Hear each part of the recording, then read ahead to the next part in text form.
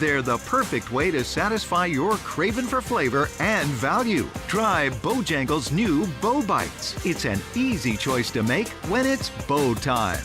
Good morning, students!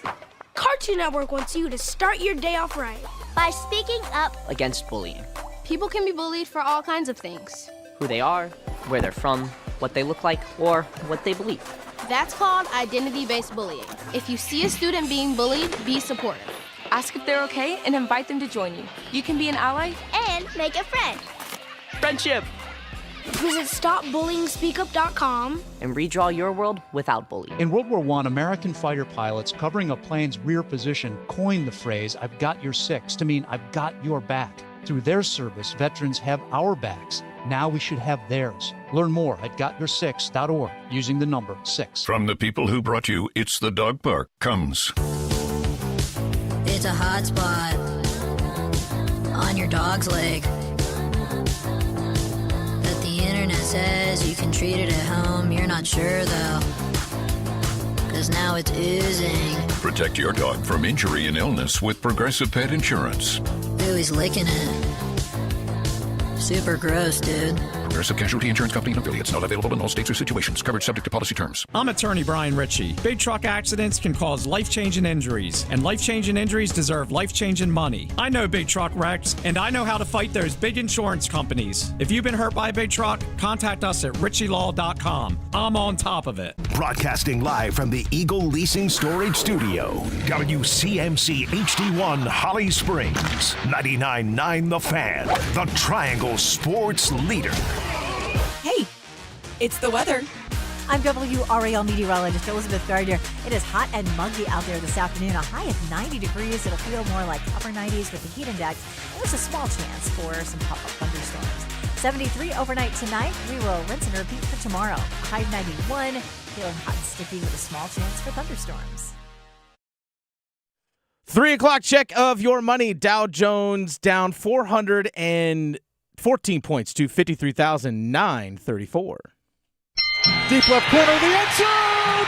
Jalen Coker hauls it in for a touchdown! Off the back. Iron Wilson comes soaring in to dunk it home. Copeland jabs on him a couple of times. Step back three-pointer, left corner, swish. One dribble out for Boozer for three. Big time! And the Carolina Hurricanes are the best team in the NHL. They won the 2026 Stanley Cup. The Drive with Tim Donnelly on 99.9 The Fan. The Drive with Tim Donnelly on 99.9 The Fan. On a football game day. Sure, it's Thursday. Sure, it's August 5th. Sure, it might be your birthday. But that's not what we're celebrating today. We are celebrating football.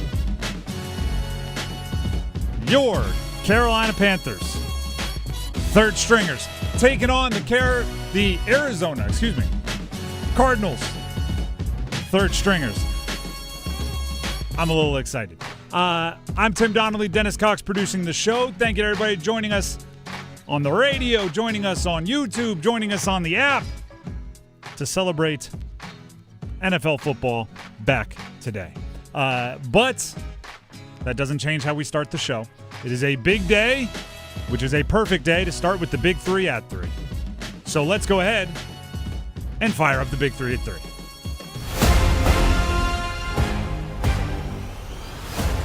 Number 1. Big Three at 3 presented by Maynard Service Company. Heating, cooling, plumbing, electrical work. If it's broken in your house, there's a good chance they can fix it. MaynardServices.com. Check them out. MAYNOR Services.com. Number 1 is, of course, the Hall of Fame preseason game. Canton, Ohio.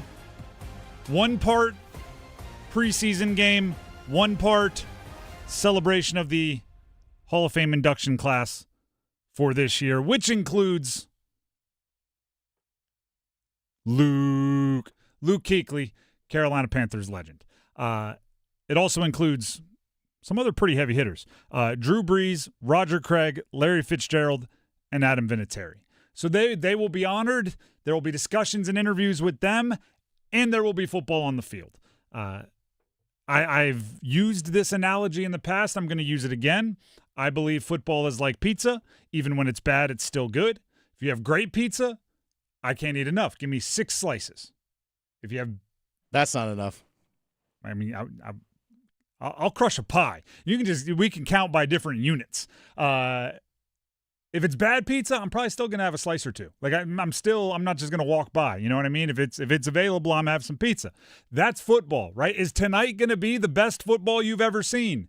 No. But when it's the best football I've ever seen, I sit down at noon and I don't move till midnight. Right? I'm still gonna have a slice, right? I'm still going to want to watch Haynes King. I'm still going to want to watch Kenny Pickett. I'm still going to want to see who off the bench could prove something special for the Panthers. And if I learn nothing, I will go down trying. It's football. We've been in a football desert with no water for 40 days and 40 nights. We're going to get a couple droplets. We're just going to get a little taste of it, and that's all we need. Get us through the last little stretch, and then next week the rest of the preseason starts. Pretty soon we'll have week 0 college football and then fantasy teams, and then we're cruising.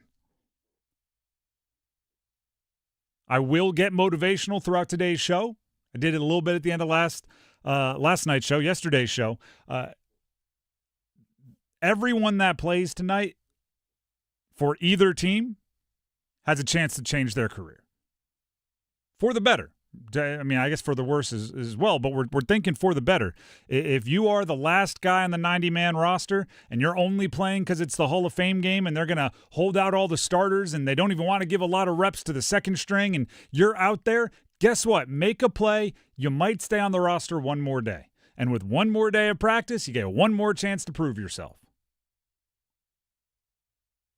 Talked about it yesterday. The legends that can pinpoint their career's turning point back to one preseason game is crazy.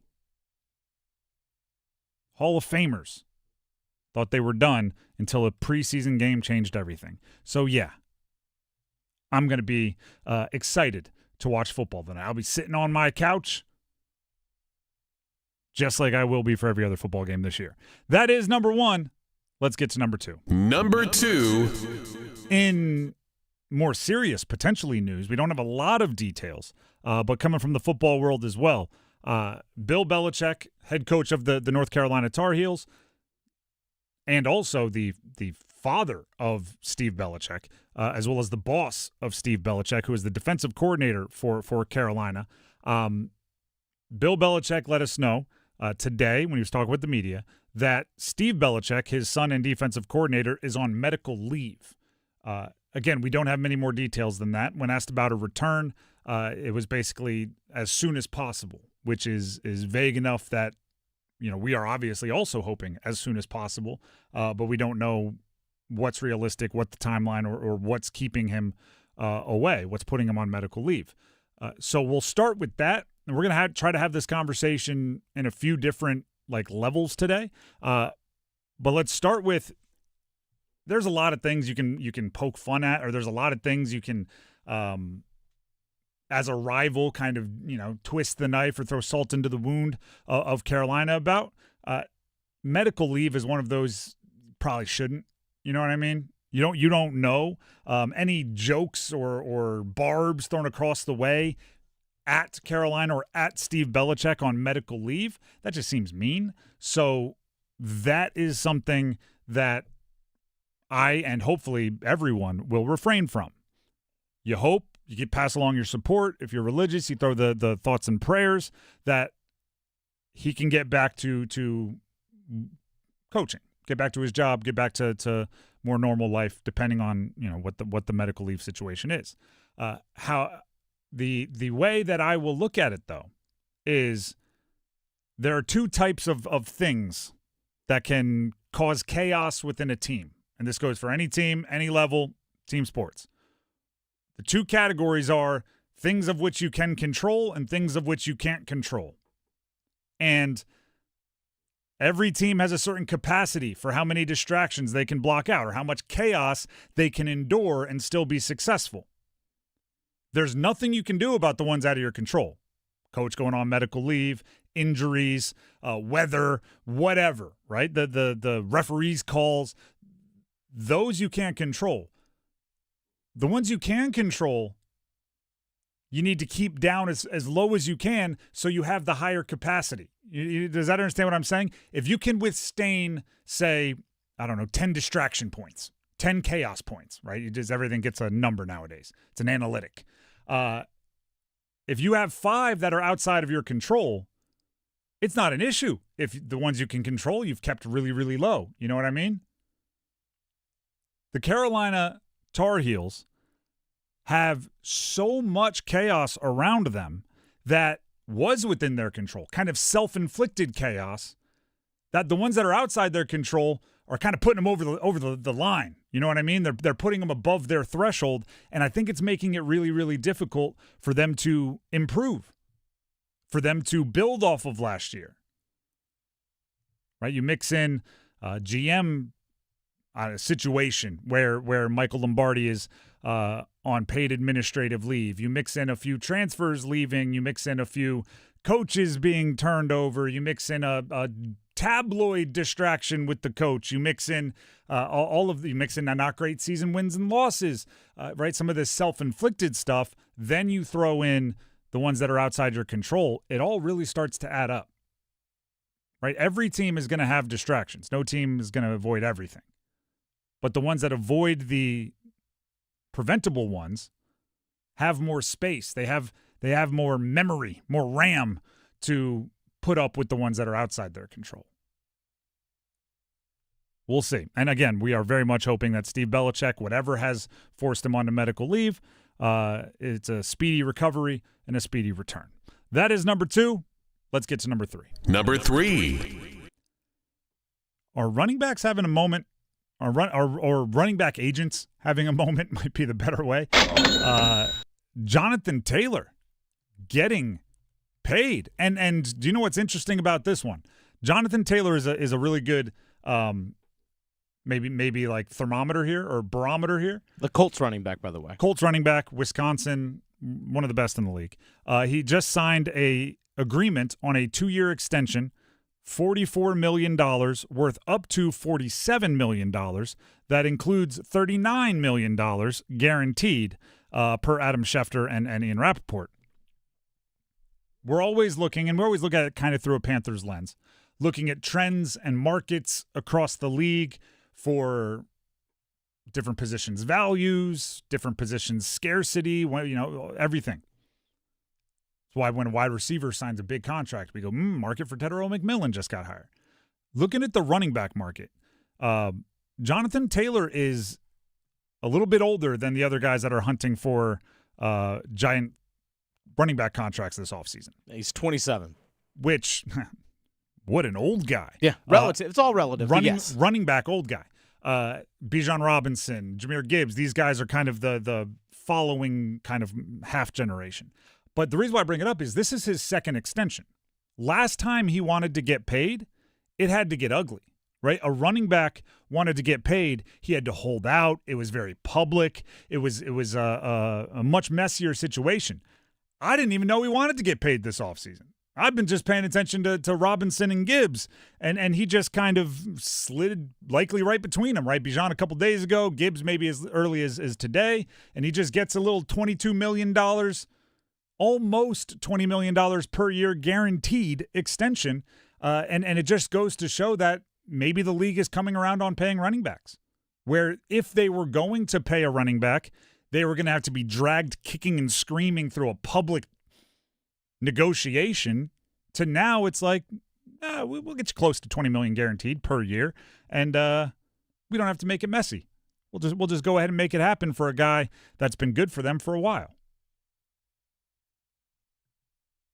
I don't think there's anyone on the Panthers that you'd be looking going like, you better be ready to pay him. But I suppose if Jonathan Brooks has 1,000 yards this year and 1,000 yards the next year, you're leaving a rookie contract, and you would have to pay him.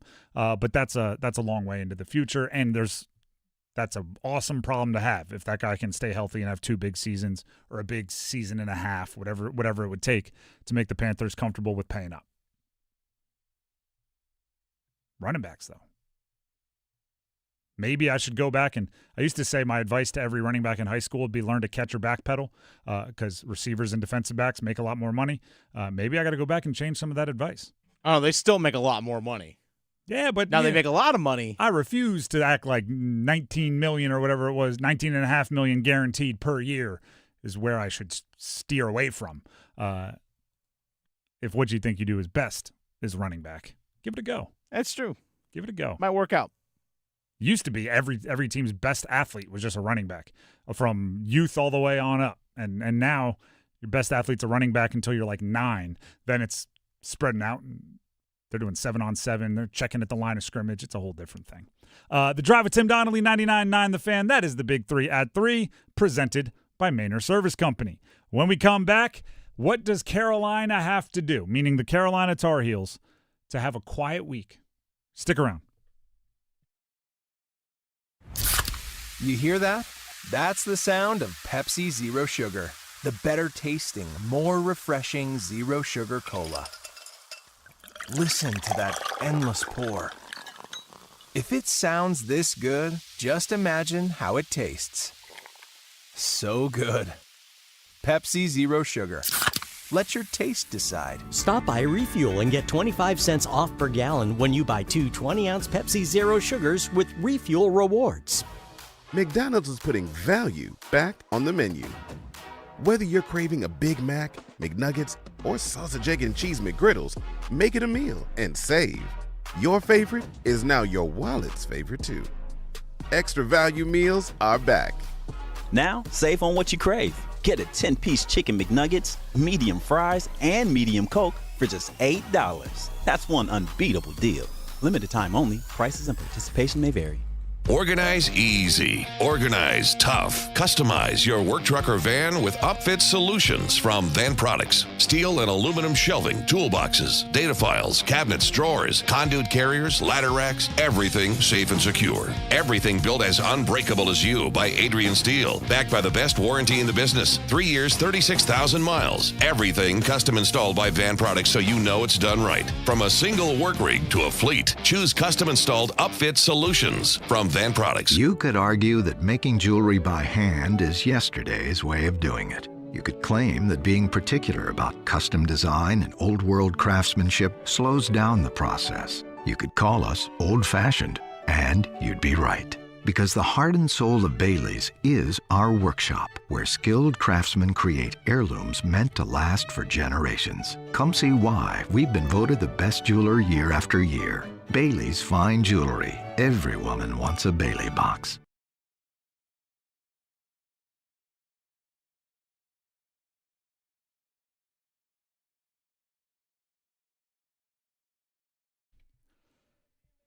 The Drive with Tim Donnelly, 99.9 The Fan. The Carolina Tar Heels football program has week 0 really sneaking up on them. And they have they've got I was going to say a commute. I don't even know. They got to go across the pond. They're playing in Dublin, taking on TCU, which is a team they'd probably like to exact a little bit of revenge on for the Monday night opener a season ago, which started hot for Carolina. They scored on their first drive, and then everything went south. And with that, it is not welcomed news, and not as if it ever would be, but it is maybe even added unwelcome news that their defensive coordinator will not be with them, at least for the immediate foreseeable future. Okay? Bill Belichick, with very few details, the head coach announced today that his son and defensive coordinator, Steve Belichick, is on medical leave. And Belichick essentially added that it is a medical situation and he can't really add anything beyond that, right? And I think it's fair if you want to keep medical situations private, especially if it's a coach, right? If it's a player and it's a tweaked ankle or something, like, all right, well, maybe we get some info on that. But whatever the Belichicks have going on, whatever Steve has going on, we just wish a fast recovery and hopefully he's back.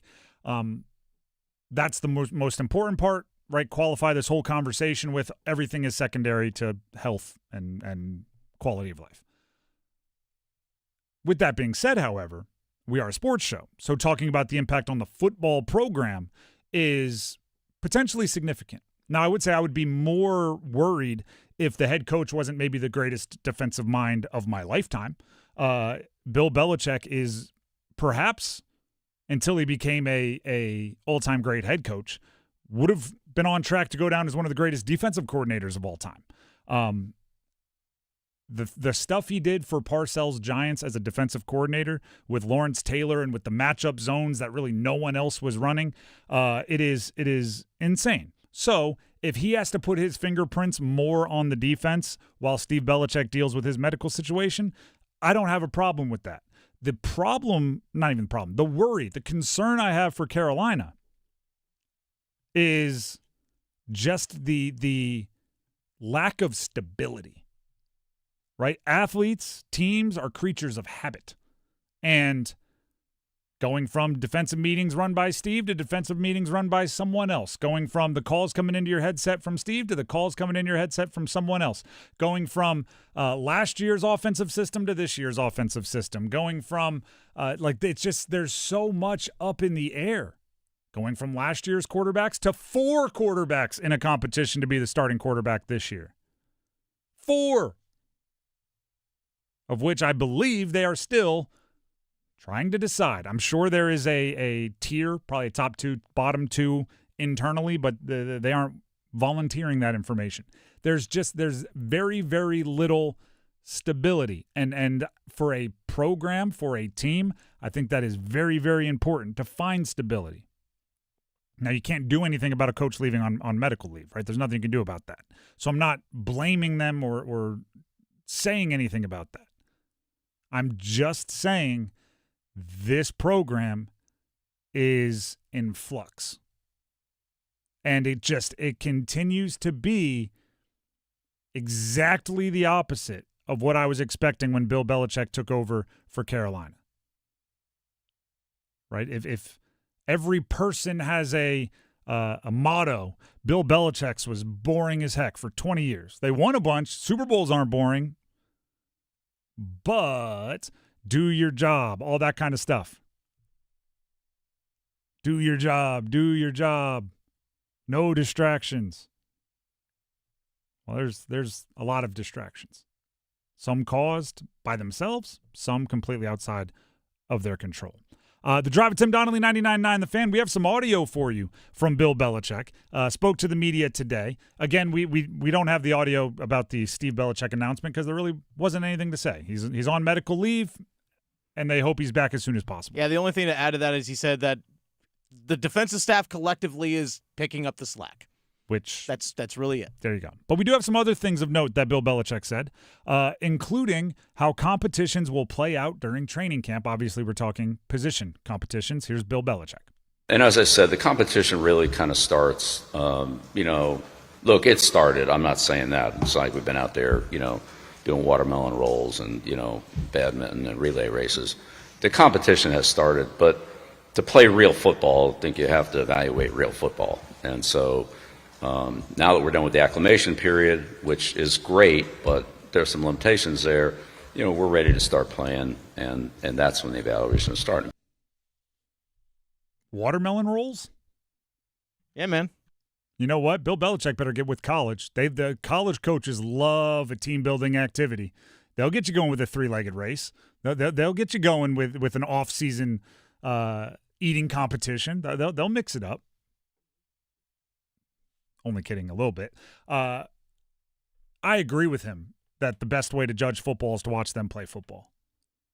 But I also want to emphasize the beginning of it. Right? It's not like the evaluation is just starting. It's anytime you're talking evaluations, school tends to be a really good kind of analogy. You've had a bunch of quizzes. You've had a bunch of homework. Right? You got midterms coming up. That's the deal, right? You got 15% of your grade is decided by like a full contact scrimmage when you're evaluating. But yeah, if you are terrible in participation and you lose your participation points every single day, that's going to impact your grade too. So you should have an idea of at least physical skill sets, right? Who's got, if you're talking quarterback competition, who's got the strongest arm, right? Who's the fastest? Who's all of those things should be proven every single day. Who's the most accurate? And you can go into all of that. Once you put on pads and you start getting into more 11-on-11s and everything, yes, that's when you learn more about decision-making, handling pressure, the things that are the X factors for a quarterback. But the evaluations have been going on. So I'm just emphasizing things that he said and emphasizing the importance of it. Another player that I'm excited to see for the Carolina Tar Heels this year is Jordan Shipp. He's somebody, and I can tell you this because I've watched every snap, his tape is much better than his stats. He is a really, really good player, has been in some very, very difficult to produce massive production, massive statistical production situations. Bill Belichick was asked why Jordan Shipp is such an effective leader. At times they call him Mr. Carolina in that locker room. Here's Bill Belichick. Well, he's an effective leader because really two things. He works very hard and does his job very well. And so I think everybody on the team respects that. They respect his performance. They respect his work ethic. And he's a great teammate. He is a great teammate. He's not selfish. He looks to, help his teammates, whether it's help younger guys, at his position, or just in general in terms of, in the weight room or, giving effort in conditioning and things like that. So he can be very supportive to his teammates, but he works hard and he's a productive player. And so I think everybody respects that and that he's a good teammate. He's another one of those guys. I don't say that negatively. But if you talk to anyone in that Carolina environment, Jordan Shipp, I mean, he darn near. I bet you he can sing. He can play the guitar. I bet you he can play soccer. I bet you he's a good golfer. I bet you he, helps old ladies cross the street. I bet you he's good at math. I bet they talk about him glowingly in every form and fashion of his personality to his work ethic to his play. Well, he finished his college degree already. He's actually already has his bachelor's. So he is good at math. I was just rattling off things. He's actually he's personable. He's magnetic when he walks in the room. People notice. He is a very, very impressive individual, and you need a few of those, right? I'm not saying everybody in your locker room has to be like a valedictorian. Matter of fact, right, the cliche is you can't have a team full of milk drinkers. Someone's got to drink whiskey. I think you need a variety of personalities, but you need a few Jordan Shipps that are just a cape and a shield away from being Captain America. They don't wear a cape, do they? I messed that up. A helmet and a shield from being Captain America. Is that better? Yes, much better. I kind of mixed Superman and Captain America. Kind of did. That's on me. Hands up. Jordan Shipp, I'm looking very much forward to watching this year. I hope the environment is a little bit more conducive to him putting up highlights because I think he has that in his game. Just been a little held back over the last few years. The Drive with Tim Donnelly, 99.9 The Fan. Before we move on, Tim Donnelly here for Kalshi. We are on the doorstep of the season kicking off. It's just preseason tonight, but I still count it. We are on the doorstep of the season kicking off, and everyone's making predictions. Who's going to win the division? Each of the divisions. Who makes the playoffs? Both conferences. Who's lifting the trophy at the end of the season? Only one will get to do that. On Kalshi, America's #1 prediction market platform, you can trade those predictions and much, much more in a live market. I talked about this one yesterday, and I kind of like it. Dave Canales trading to be Coach of the Year, 1%, near the bottom of the entire NFL. What that means is a $100 trade would pay out just under $2,700 if it happens. And you know that they can surprise people. If they win 10 games, everyone's going to go, whoa, wasn't expecting that. There's an opportunity there. If you like it, you can go check it out on Kalshi. And remember, on Kalshi, you're trading against peers in a live market, meaning there's no house. And as the probability changes, you can buy in and out of your position, trade the draft pick, the game, and more on Kalshi, which means after the first month, the probability goes up that he's going to be Coach of the Year. You can buy out of your position and go buy into something else. or keep your money. Download the Kalshi app and use code TIMD, that's TIMD, to get up to $500 in bonus credits when you trade $25. Again, that's TIMD as a code at sign up to get $500 in bonus credits when you trade $25. Kalshi, Kalshi, trade on anything. 18 plus only. Restriction and eligibility requirements apply. Event contract trading involves risk and may not be suitable for all investors. Kalshi products are not available in all jurisdictions. Prices, values, and available markets may differ from those mentioned. For more information, see Kalshi.com/regulatory. Gambling problem? Call 877-718-5543 or visit morethanagame.nc.gov.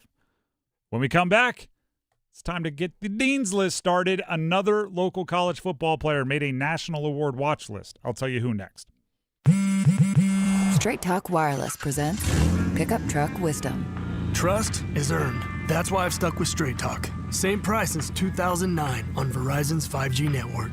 Cause shoot, anyone can make a promise. Keeping it for years, that means something. Now plans starting at $25 a month with 4 lines. Find us at straighttalk.com and Walmart. Straight Talk Wireless. Straightforward. Always.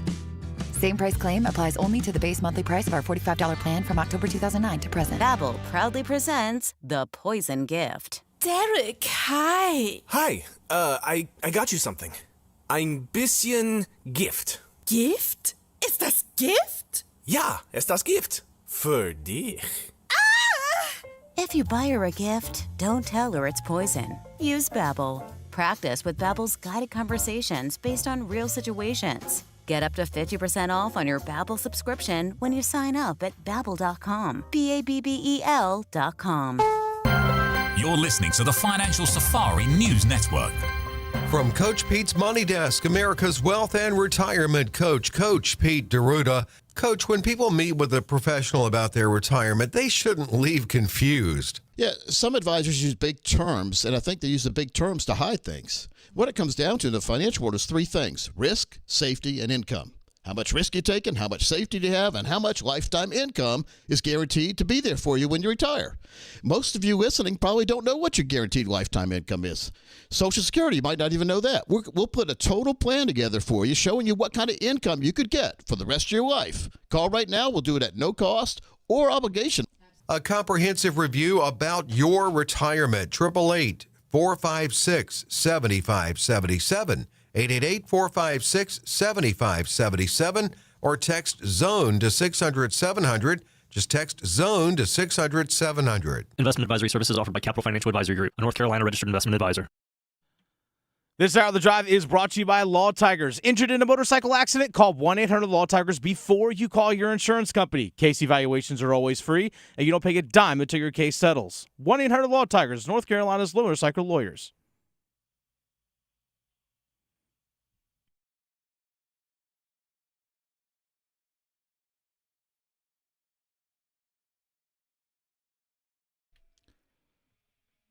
The Drive with Tim Donnelly, 99.9 The Fan. You're angry. It's game day, Tim. You were a listen to like angry stuff to get ready. I was a calm. I needed to stay everything chill. I was not drums and guitars. Honestly, no, I wasn't like loud or anything like that. Oh. No. So this is just for those that might be? Just might be. All right. If this played in the stadium, sure, but you know. Like for myself personally in my own headphones? No, not really. This is, if you knew him, you would get it, but it's kind of a funny story to tell. One of my first years there, our starting running back, who was an All-American, his locker was right next to mine. And we all, like, there would be the locker room music on game day that somebody would grab the aux and control, and then a lot of guys would have the headphones, right, like the noise canceling, and they'd be in their own world. And the starting running back was next to me. I'm not playing, so I'm kind of chilling, right? I'm eating my Chex Mix and hanging out. And I hear his music coming out of his headphones, like just loud enough, just crushing Jackson 5. Nice. And I remember sitting there going like, I kind of want to ask him if that's like his pregame, like if that's the thing, but also he's starting running back, getting ready for a game, and I don't want to be some backup just getting in all in his headspace, like he's listening to something weird or something. So that's a Tuesday question. So I just let it rock, and it was just Jackson, like maybe a full album. It was just back to back, and I was going A, B, C. I was like, went out, had a great game. So everybody can get ready their own way. But I had some real like, wow. That's what it does. That's what gets you going, huh? That's what maybe he was like me. Maybe he needed to be calmed down. But I never asked him about it. Maybe I will tonight. Send him a text. I always found like if you're listening to something that's like really intense for a long period of time, like you're like expending energy. You don't even realize it because it's just like even just mentally. So I always found like something like that just to kind of relax, just like kind of like a fun. Just kind of like some fun music to listen to. It's really all I needed. I barely, and this is maybe. I barely listened to it. I would have it in my headphones and it would be playing, but I would go like entire songs and be like, I have no idea what I was listening to, right? Because I'm thinking and I'm preparing and whatever. But then there are other guys that had like the same playlist that would start with like Bob Marley and super chill, and then they'd start 2 hours before we go out for warm-ups, and at the end it would be either Metallica or Tupac or something. Like they would ramp it. It was all handpicked to ramp all the way up. So. Everybody has their own thing. You got to know yourself there. And I was terrified of grabbing the aux. Some people would grab the aux and go like take chances. I'm like, you're crazy. It's a game day. You're out there experimenting, seeing what happens. No, you got to be kind of right down the middle. But worked for us. The Drive with Tim Donnelly, 99.9 The Fan. Speaking of, everything I just told was nostalgia for college. It's time to honor those in the college sports world currently. Dean's List time. Dean's List class is in session, where we highlight those in the college sports world, either directly or indirectly, that deserve a little extra praise. I mentioned that there's a local athlete that made another national award watch list. Matt Craycraft, grad year center for Duke. The Remington Trophy, which is a award presented annually to the nation's most outstanding center.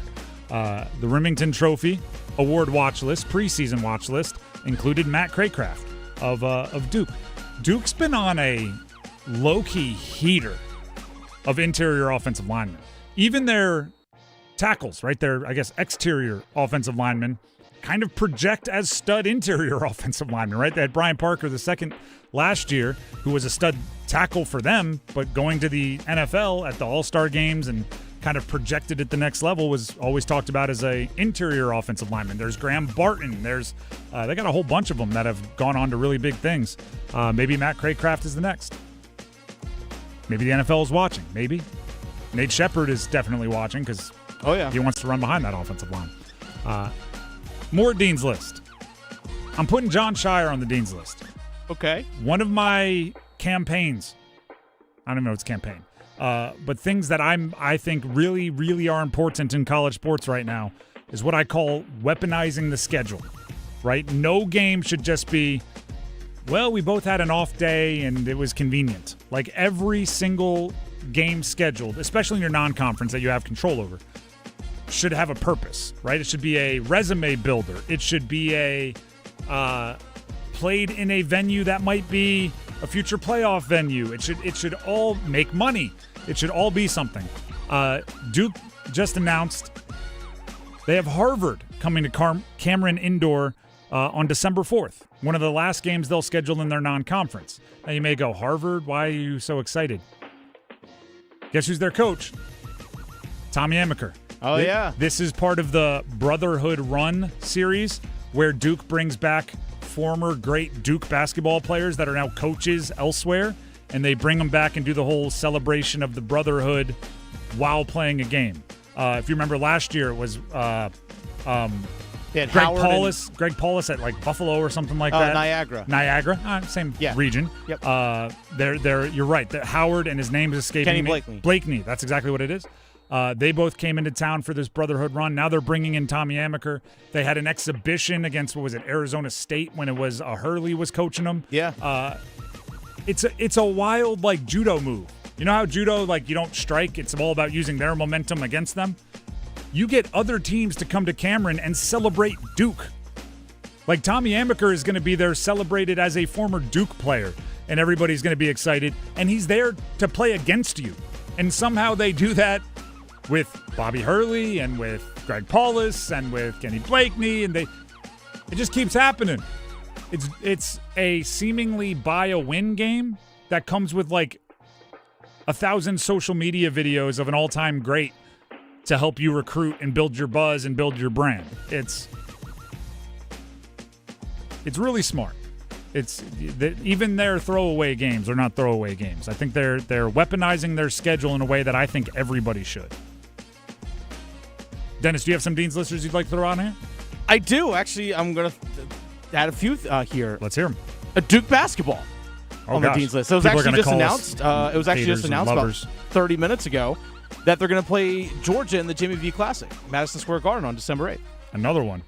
So they play Georgia also on that same day. It's a part of a doubleheader. Houston and Alabama will play each other in the Jimmy V Classic on. I didn't see that, but yeah, it literally just came through the email like right as the show started at 3:00. Madison Square Garden, Duke North. Yep. That's again, none of these decisions are made willy-nilly. That is they recruit New Jersey and New York very, very well. Why? Potentially because they set up a secondary home base up there in Madison Square Garden.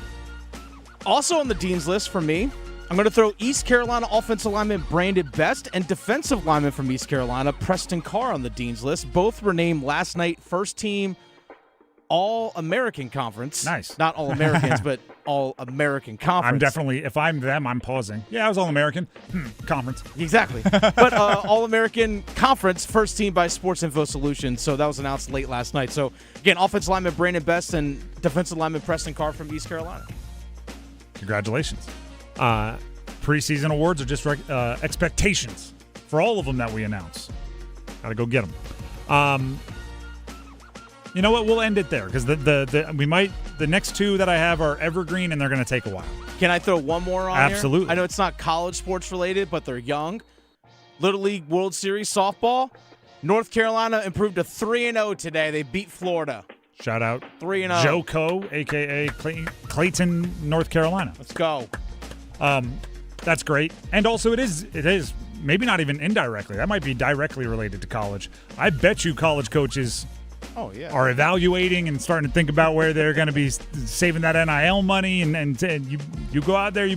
By the way, I hope none of the girls are thinking about that. They're just having fun with their community. 6 years from now. But I'm telling you, softball coaches are watching. By the way, that's played out in Greenville, by the way. Every year, right? That's not it's not a traveling deal. It's like Williamsport is for boys. For softball, it's so keep it home. Represent home. Exactly. Ish. The Drive with Tim Donnelly, 99.9 The Fan. Let's dismiss the Dean's List. And I will remind you that you can visit 999thefan.com or the 99.9 The Fan app to enter for your chance to win a pair of tickets to see Tim McGraw at Coastal Credit Union Music Park on August 7th. That is Tim McGraw tickets, Coastal Credit Union Music Park, August 7th. Enter to win at 999thefan.com or the 99.9 The Fan app. Also, Tim Donnelly here from Mainer Service Company. Talking about, we just said it, right? Protect home. Protect home field advantage. Protect home court advantage. Protect home. That's what we were talking about. Well, you wouldn't protect it if it wasn't awesome, if it wasn't cozy, if it didn't make you feel like you were home. Mainer Service Company, they take care of a lot of the things that make home feel home. You walk in on a cold day, warm and cozy. You walk in on a hot day, cool and refreshing. Your heating system, your cooling system. Indoor plumbing, wouldn't be home without it. Electrical work, be kind of scary if that wasn't done right. Mainer Service Company fixes it all. Heating, cooling, plumbing, electric, whether it's a big problem that needs immediate attention, 24 hours a day, 7 days a week, all across the triangle, or it is something like a maintenance schedule, a service schedule, a tune-up. Mainer Service Company does it all. Give them a call, locally owned, by the way, 919-361-0993. That's 919-361-0993, or visit them online at MainerServices.com, MAYNOR services.com. We'll take a break. When we come back, I know what everybody's doing on Saturday. I got the big plans. I'll tell you about it next. It's bow time. Ordering Bojangles Bow Bites is the easiest choice you'll make today.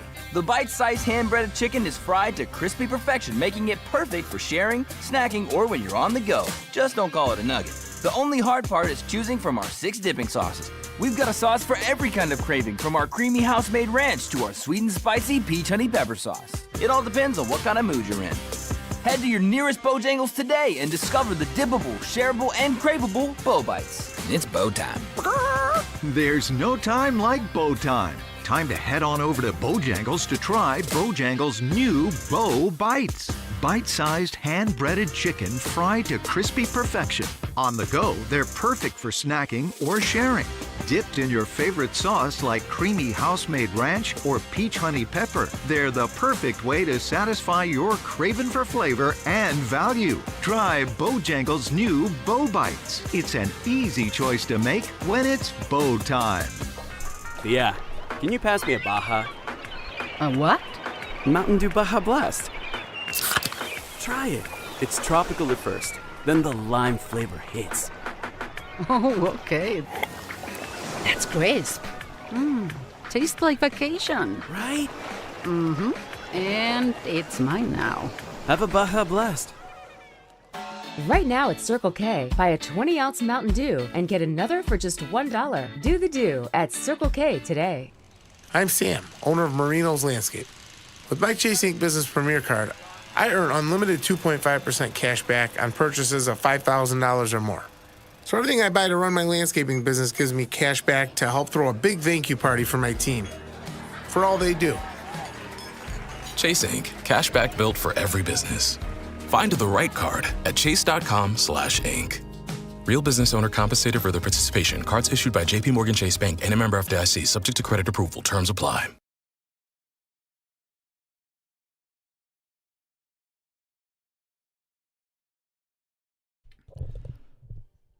The Drive with Tim Donnelly, 99.9 The Fan. On a football game day today, we're getting all the levels of football started up here shortly. You'll know what I'm saying, what I mean in a second here. But first, just because we were updating on some college basketball schedules before the break, we also just learned some UNC scheduling action. They are taking on West Virginia in the the Dick Vitale Invitational? Is that what we call it? That is correct. The Dick Vitale Invitational down in Charlotte at Spectrum Center. That'll be a fun one. Anything Dick Vitale connected in college basketball will have a ton of energy. So Carolina feeding off that energy a little bit. That's Friday, November 27th, by the way. Peak college basketball, figuring out what your team is time. Now back to what I was saying. So we have NFL preseason football starting tonight, and is it appropriate to call it high school preseason football starting this upcoming Saturday, a couple of days from now?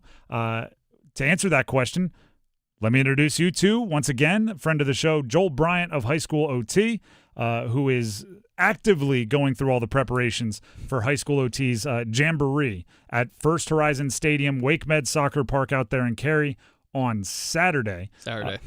Joel, we appreciate you for taking time out of what I'm sure is chaos. Throwing any event, anyone that's ever done it knows there's a lot going on.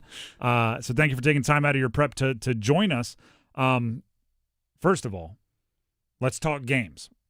5 o'clock, it's Hunt Union Pines. Yep. What are we expecting from these matchups? Give us a little bit of the insight. So Hunt's the defending 5A East champion. They were in the 5A state championship last year. They bring back their star quarterback, Mez Harris, who's a dual threat guy. He had 1,500 rushing yards last year, which is pretty good for a quarterback. Yeah, pretty good for a running back. Hunt, we're expecting to be another top team in 5A this year. And Union Pines had a breakout year last year. It went to the third round out of 6A, so it's a 5A versus 6A matchup. And it should be a fun one. It's going to tell us a lot about both teams. Let's go to the 6 o'clock game. That's J.H. Rose and Rollsville. Rollsville, obviously, there's some stars that have come out of there recently. What does that matchup look like? Yeah, so Rollsville's in the first year under new coach Kevin Reddick, a former NFL player from New Bern, North Carolina, played at UNC. So interested to see how they look under him. Rose in 6A is loaded. They bring back their entire offense. They add transfers to the offense. They're going to be scoring a lot of points this year. But, of course, Rollsville, like you mentioned, they still got these star players. Marquise Bryant going to Kentucky, the safety. Amir Brown, the running back, going to Nebraska. They have guys there still, so it's going to be a fun one. That's Joel Bryant, HighSchoolOT, talking about the Jamboree this Saturday at Wake Med Soccer Park in Cary. It's kind of preseason-ish football scrimmages. That's a stacked game. Let's go to the 7 o'clock. There's 5 of these. They're back to back to back to back to back to back. Yeah. 7 p.m. on Saturday, Southeast Raleigh, Wake Forest. What do you got? It's potential deep 7A playoff matchup. Wake Forest, of course, won multiple 4A state championships back to back to back in the later part of last decade. They were kind of down a little bit to start this decade, but this team, I think, is going to be the best Wake Forest team since 2019, the last team that won a state championship for them. They are stacked as well. They came into the year number 22 in our top 25 poll. They're playing Southeast Raleigh at number 9. Another 7A team, loaded. They have 2 tackles there. They're both going to be Power 4 players. They have a quarterback that's new from Knightdale. He's going to put up some big numbers. So Southeast Raleigh's got guys everywhere. NC State fans would like to know that the running back, Christian Freeman, is going to be a Wolfpack guy next year. If you're out there, you don't like to talk about transfers in college football. We have plenty of them here. I was going to say, it's infiltrated high school. This team is loaded. They got the quarterback from this school. This team's got the transfers coming in. It's funny how you talk about it, but it's the way it is. 8 p.m., Cardinal Gibbons, Millbrook. That screams like – I mean, obviously you've said some of these other teams are loaded, but I look at that and I think headliner. Yeah. Top 10 matchup in the state. Cardinal Gibbons comes in number 7 in our poll. Millbrook's number 4. Millbrook was just in the 8A state championship game last year. They fell to Huff last year, but they bring back their quarterback Bryce and Gray. The 2 4-stars on defense, Quinn Seif and Rashad Streets, are back, so they're still very good. Cardinal Gibbons, they're just the epitome of consistency right now. They're maybe one of the best coach teams in the state. They have talent as well. They're defensive end Griffin Cockerum. He's going to NC State next year as a tight end. Okay. So I'm curious to see an early indication of if he's going to be used more as a tight end this year for Gibbons, because that'll give us a good kind of sign for NC State next year. When I played high school, if you were good enough to be playing power conference anything, you didn't come off the field. You were doing everything. He's a very good blocker. I just haven't seen him receive as much yet, so I'm looking forward to seeing how they kind of unleash him this year. Now, I'm not saying this is going to happen. Tight ends that are really good blockers, I tend to give them a little advice of you might be 30 pounds away from being a $100 million player, but you're not going to be catching any passes. There was tight end I had at Delaware who played in the NFL and made a lot of really good money. I think was about 30 pounds away from being a $200 million player. Final one, 9 p.m., the nightcap, Southern Durham, Middle Creek. What do you got? Middle Creek was in the 6A state championship game last year, so we have 3 defending state runners-up in this event, and they're playing Southern Durham, which is one of those teams in 7A, along with Gibbons, along with Southeast Raleigh, along with Wake Forest, that we're expecting to contend. The whole 7A bracket this year is just it's so hard to figure out, and most of the top teams in 7A are at this event. Southern Durham's got 2 players going to Duke, Lance Henderson, defensive back, and Jonathan Dillon, the wide receiver. Jonathan Dillon is playing quarterback for Southern Durham, though, so you won't be able to see him as a receiver, but he's still fun to watch as a quarterback. We're talking with Joel Bryant, High School OT.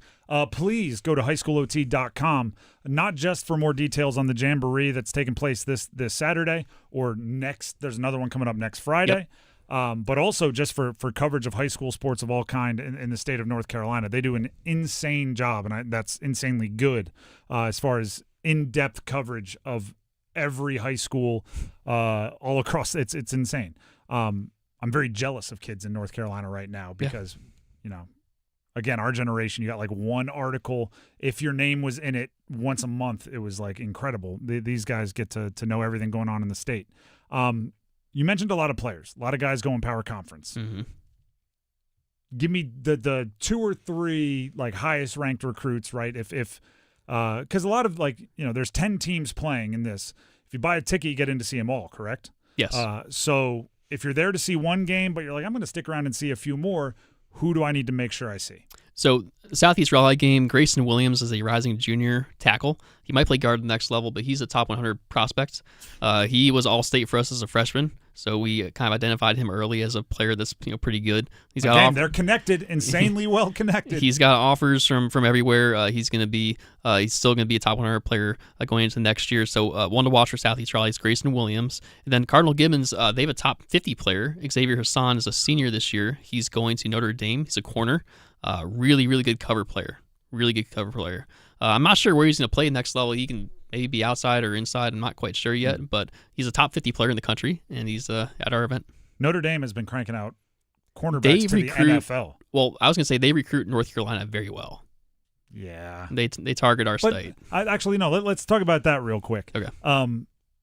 I was pleasantly surprised during our little breakdown there how many different players you said, like, hey, Wolfpack fans would be happy to know he's staying in Raleigh, or Duke. Hey, a couple guys from Duke, like they're. Are the local teams recruiting the state? Like, I know that's been a complaint of fans constantly. Like, you're letting them all leave, but there were more than I would have guessed in this group as far as pretty big recruits sticking around. Yeah, I think these are guys that are high 3-star types. Okay. They're not 4-star types. I think, in this class, especially these seniors coming up here, most of the top 15 players are going out of the state. But Dave Doran is always kind of targeted kind of his guys. He identifies these guys. He likes the guys that's a little bit underrated, right? Yeah. It's kind of like a prove-it thing for him, I guess. Manny Diaz, same thing. Or he's finding guys that he likes. In this case, he's got some local guys from Durham who he identified early and prioritized. Carolina, not so much since Mac Brown's left. They used to have these guys loaded in our events where like all these guys are going to Carolina. Not so much lately. But yeah, so I like what Doran and Diaz are doing in terms of targeting their guys, right, and prioritizing them locally. I've done this deep dive on air in the past, but there's also some politics to the 3-star, 4-star things where if you commit to a school that isn't a recruiting darling early on, you may never get to rise to a 4-star or 5-star. Meanwhile, if you're a 2-star and you commit to the correct school, suddenly you're a 4-star very, very quickly. Yeah. Without anything on the field happening between those decisions. That's me talking, not Joel. A lot of it is from the camps. Like you show up, you measure well. I mean, you're going to do pretty well in the star system. I agree with that as well. Before we let you go, the Jamboree, it is this Saturday. Yep. I keep thinking today's Friday because there's football tonight. Today is Thursday. Today is Thursday. The big Hall of Fame game. Not tomorrow. Saturday, there's games at 5, 6, 7, 8, and 9. These are preseason scrimmages between some of the best teams, best players in the state, taking place at Wake Med Soccer Park in Cary. What's your advice to somebody that wants to come check it out? You're getting tickets? Where do you give us the rundown? Yeah, HighSchoolOT.com. There's a link right there in the second spot to buy tickets. I would encourage to get the tickets ahead of time. We're expecting a large number of people at this event, and I don't want people getting backed up at the gate. If you have your ticket on your phone, you can walk up to the gate, have a special access. I would encourage you to get tickets before. It'd be less of a hassle for you coming into it because we are expecting, again, a pretty big crowd. And I'm looking at one of the flyers here, clear bag policy. Yes. So we must see your stuff. Just to save you having to walk back to the car. Weapons detection system, clear bags, all that stuff for pro security here. So just be, like I said, you don't have to walk all the way back to the car. So be prepared for it. It is the High School OT Jamboree, first one this year, this Saturday, Wake Med Soccer Park. It's soccer park, but it's American football being played. Get the World Cup off your brain. First Horizon Stadium out there in Cary. Joel, we appreciate you for stopping by. Yeah. Once again, check it out, High School OT. Go, subscribe, do the whole thing. They're really, really good at their jobs. We'll take a break. When we come back, football at 4, looking at today's Hall of Fame preseason game. Stick around.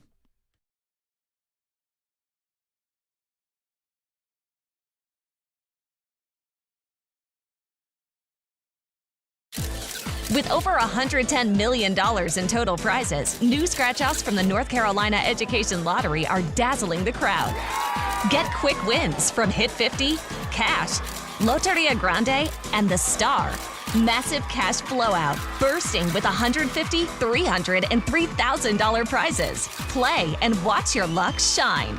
Must be 18 to play. Approximate overall odds to win range from 1 in 3.86 to 9.37. Problem gambling helpline 877-718-5543.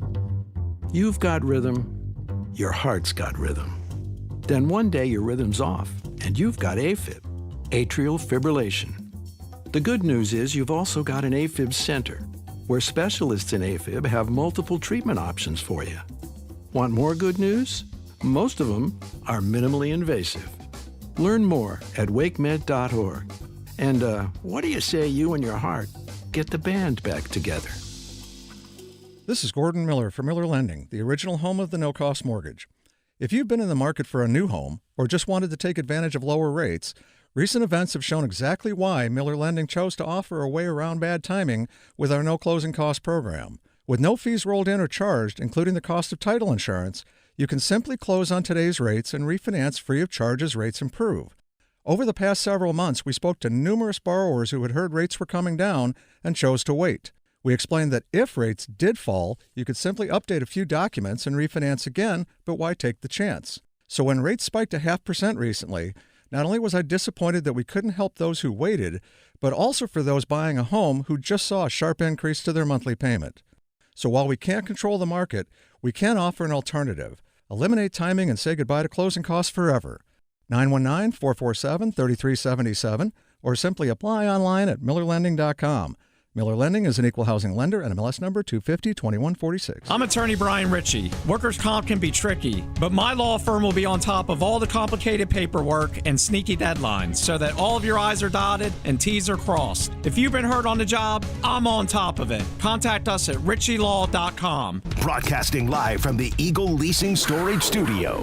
WCMC HD1 Holly Springs. 99.9 The Fan. The Triangle Sports Leader. Hey, it's the weather.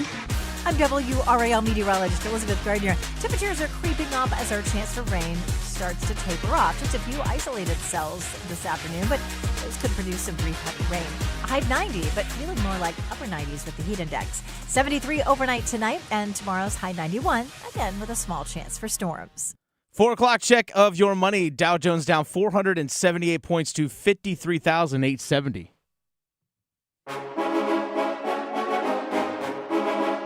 Let's move the chains. Time for football at 4. The Drive with Tim Donnelly, 99.9 The Fan. I do want to update everybody quickly before we get to football at 4. It's not quite 4. We have about a minute. The Wyndham Championship going on out there in Greensboro at Sedgefield Country Club. Bo Hostler, have a day. 9 under par in the on the round. Like, no, obviously it's Thursday. It has to be. Bo Hostler? Bo Hostler. Big Hoss? Big Hoss. Bo Hostler. Oh, you're Big Hoss. All right. Wouldn't it be funny if he was like, all finesse, no power off the tee. Just shaping shots is really where he makes it up. Real good short game. Yeah. No, he has to swing from his boots. Bo Hostler, 9 under par. He's in the clubhouse leading the way. Doug Gims, Sahith Theegala, Denny McCarthy, kind of in that next group, a stroke, three strokes off the lead. As far as guys with local ties, Michael Brennan, Alex Fitzpatrick played their college golf at Wake Forest, tied for 16th, 4 under par. Max Gracerman, Ben Griffin, Alex Smalley. Gracerman and Smalley played at Duke, Griffin UNC. They are still out there on the course, 3 under par, tied for 27th. And then there's a mixture of guys beyond that. But that's all going on out there in Greensboro, PGA Tour, Wyndham Championship, Sedgefield Country Club. If you make it out there this weekend, if you can find your way onto the course, PGA Tour events in person are awesome. The Drive with Tim Donnelly, 99.9 The Fan. Now it is time for football at 4. Brought to you by John Heister, Chrysler Dodge, Jeep Ram in Lillington. Get off your keister and come to Heister. There's a game today. We did it, people. Carolina Panthers, third stringers, against the Arizona Cardinals, the third stringers, second stringers, we'll call it. You're not going to see Jeremiah Love. You're not going to see Bryce Young, right? You're not going to see the headliners. But that doesn't mean there's nothing to watch, okay? First of all, it's football. And any football is better than no football. It's like the cheesy like mug that says, like any day fishing is a better day than one at work. Any day watching football is better than one watching World Cup. But if you are going to watch, which I think you should, I think it'll be fun, Panthers, Cardinals, I'm going to give you some names to watch. That's what I'm going to do, right? I'm going to give you some players to pay attention to because Tetero McMillan won't be out there. And normally you can sit down and you're going to watch Tetero McMillan. But without those guys, without the obvious ones on the field, who should you be paying attention to? I'll get the 2 obvious ones out of the way. Kenny Pickett and Haynes King. They're going to be playing quarterback for Carolina. Kenny Pickett, hopefully he looks like the varsity practicing with JV. He is somebody that has played real football in the NFL. He's had some success. He's been a bit of a journeyman, but he still should look at the Hall of Fame game as a place where he's just going to go out there, knock some rust off, make some plays, make every good decision possible, and get the heck out of there. That's what you want to see from Kenny Pickett. Haynes King. Haynes King is trying to make a roster. Okay, this is an undrafted free agent quarterback who understands that there's a starter and a backup on every team. Some teams carry 3. Okay, so with 32 teams, you're looking at like 80 jobs. You're looking at 80 NFL quarterback jobs. Haynes King was not drafted and wants one of those 80. And if you add in, we'll call it 90. We'll add in some practice squad, right? We'll say 90. That's not a lot, especially when you consider how many kids grow up trying to play quarterback. Haynes King wants one of those jobs. I don't know if there's anybody on either team that is more fortunate that their team is in the Hall of Fame game and gets an extra preseason game than Haynes King. More tape, more opportunities to impress, more opportunities to show that he's not a gadget player, right? That he's not a Taysom Hill light, that he is somebody that can play the quarterback position. And then on top of that, I want to see the things that made us really, really like Haynes King in college, which is the toughness, the football player playing quarterback. Like, that's what I want to see from Haynes King. I think he's going to have a ton of work. He's going to get a ton of snaps, and I want to see what he does with them. Now let's go to some more under-the-radar players to watch, and they're all for Carolina, by the way. You can watch Carson Beck if you want, but that's a Arizona thing. How about Trevor Etienne? Think he plays tonight? I imagine so. You think? I can't believe they're sitting 3 or 4 running backs, especially because he did not get many carries, many touches last year. If he plays, I want to see something. Running backs have the advantage in these games, right? I always say the reason why rookie running backs often take less time to I'm talking as a ball carrier, pass protection, a different beast, but as a ball carrier, running backs take less time to adjust to the NFL from college, or less time to adjust to college from high school, is because you basically just pick your aim point and let your instincts take over if you're a ball carrier. There's less assignments once the play gets going. Again, disregarding pass protection and their role in the pass game. So because of that, if everybody else is thinking and you're reacting, you should make bigger plays. And Trevor Etienne is supposedly a little explosive, right? That's the reason he was drafted. Good in space. I want to see it. We know that Chuba Hubbard is what Chuba Hubbard is. We hope that Jonathan Brooks can stay healthy enough to be what he is in the backfield. I still don't know what Trevor Etienne is. I'm open to being persuaded about. By the way, I have to say Achane. I mess that up every time. He and his brother Travis Achane have corrected the spelling of their last name, or the pronunciation of their last name. I want to see Trevor Achane tonight for the Panthers. Another name, Dennis, and now I'll come to you because you've been high on this one for a while. I don't know if he's a position that's going to jump off tape, so you're going to have to like, I'm giving you a player to watch. You're going to have to seek out and watch him. Aaron Hall, defensive lineman coming out of Duke, undrafted free agent. There's more opportunities presenting to him on that depth chart. But what do you expect to see from Aaron Hall tonight against Arizona? I think he'll probably be a starter tonight, is my guess, and I expect him to probably play a good at least half. Yep, I agree. If not more. But he wears number 61, so if you're looking for Panther uniform, look for number 61. That's going to be Aaron Hall. But I'm looking forward to seeing him just move around all different spots along the defensive line. I think that's something that if he can show versatility, lining up in multiple places, it's only going to help his case even further. And hopefully in there on some pass rush downs as well. I mean, you hit the nail on the head at the end there. Mm-hmm. I would love, and I think it would actually be the one thing that would secure, like it's impossible to actually secure, but come as close as he could to securing a spot on the roster, is if he shows pass rush ability that is above and beyond what we expect from him. The Panthers need guys that can win. They need guys that can beat the man across from them. And obviously the Cardinals, call a spade, their starters aren't going to be the best in the world this year. So their backups, they're gettable. You know what I mean? So if he can get some pressure on the quarterback, even if it's not a sack, a knockdown, a pressure, a hurry, I think that would go a long way towards them going, yep, sold. as far as keeping him on the roster. Another name that I'm very excited to watch, and I hope he gets a lot of playing time, is Zakee Wheatley, their rookie safety. Carson Beck will air it out. We know that. Oh, yeah. I want Zakee Wheatley to show his coverage chops.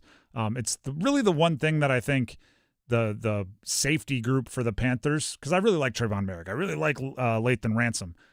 They don't have a coverage first player that I really like. Nick Scott is kind of in that role, but he's a player that I kind of have a love-hate relationship with. If Zakee Wheatley can show some coverage ability and be where he should be in the passing game and maybe get his hands on the ball, PBU at least, pass breakup, I think that's how he can, as quickly as possible, introduce himself to the coaching staff as somebody that they should keep in their plans. And I do think there's minutes to get at safety on this team, even if it's, obviously safeties on special teams are usually pretty attractive, but even if it's in just the two deep, right? If he can work his way up there and solidify his spot on the two deep, I think that'd be really, really good for a rookie mid-round pick. And then last one here, and I want to take a minute to talk about this one, because it is what I call a dependent position. Right, so he's going to need the O-line to hold up, and he's going to need whoever's playing quarterback to give him a chance. But Jasim Reed, I would say everybody is cautiously hyping him. That's around training camp for Carolina. You don't want to be the guy that declares the practice squad player as he's going to be an X factor, because you can easily come back to be like, you have no idea what you're talking about. But at the same time, it does seem like everybody that's been around camp wants everybody to know, hey, I saw something, right? Just in case he breaks out, I want to be on record that I liked what I saw from Jasim Reed. He's been around the program a little bit, right? He's been in the franchise, in the facility, but hasn't really been discussed much until this training camp. And it seems like there's something special happening with him as far as opening eyes. And that can happen in a game like this.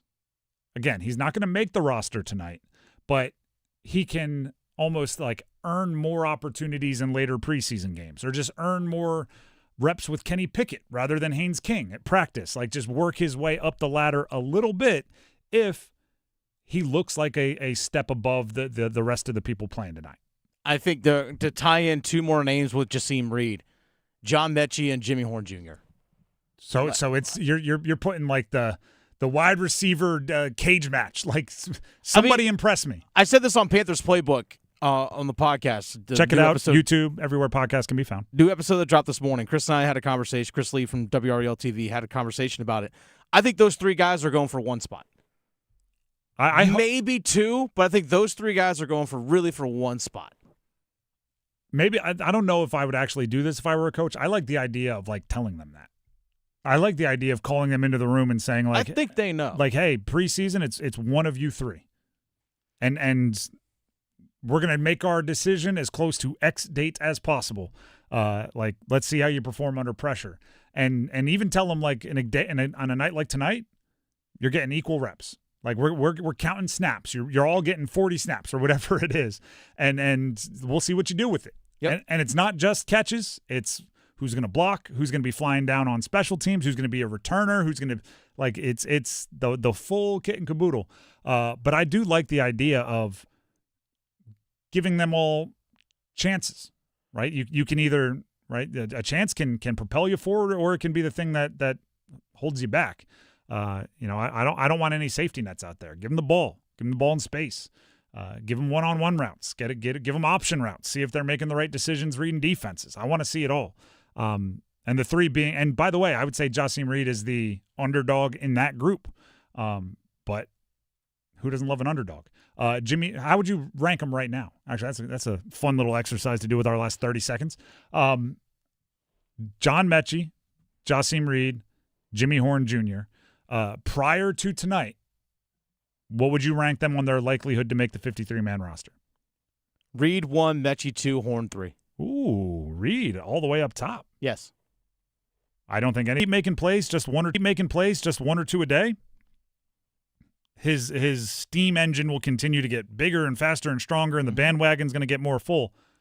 However, it really only takes one day to undo all of that, right? You have one day where you drop a pass and you fumble another one, and the NFL will move on quick. So the stakes are high, but the potential is there for a player like Jassim Reed to continue, like I said, building that bandwagon and bringing more people on board.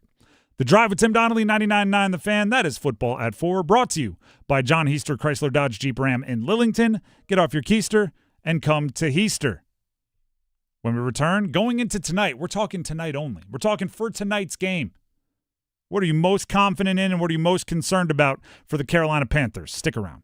Evan, Canty, and Michelle are unsportsmanlike.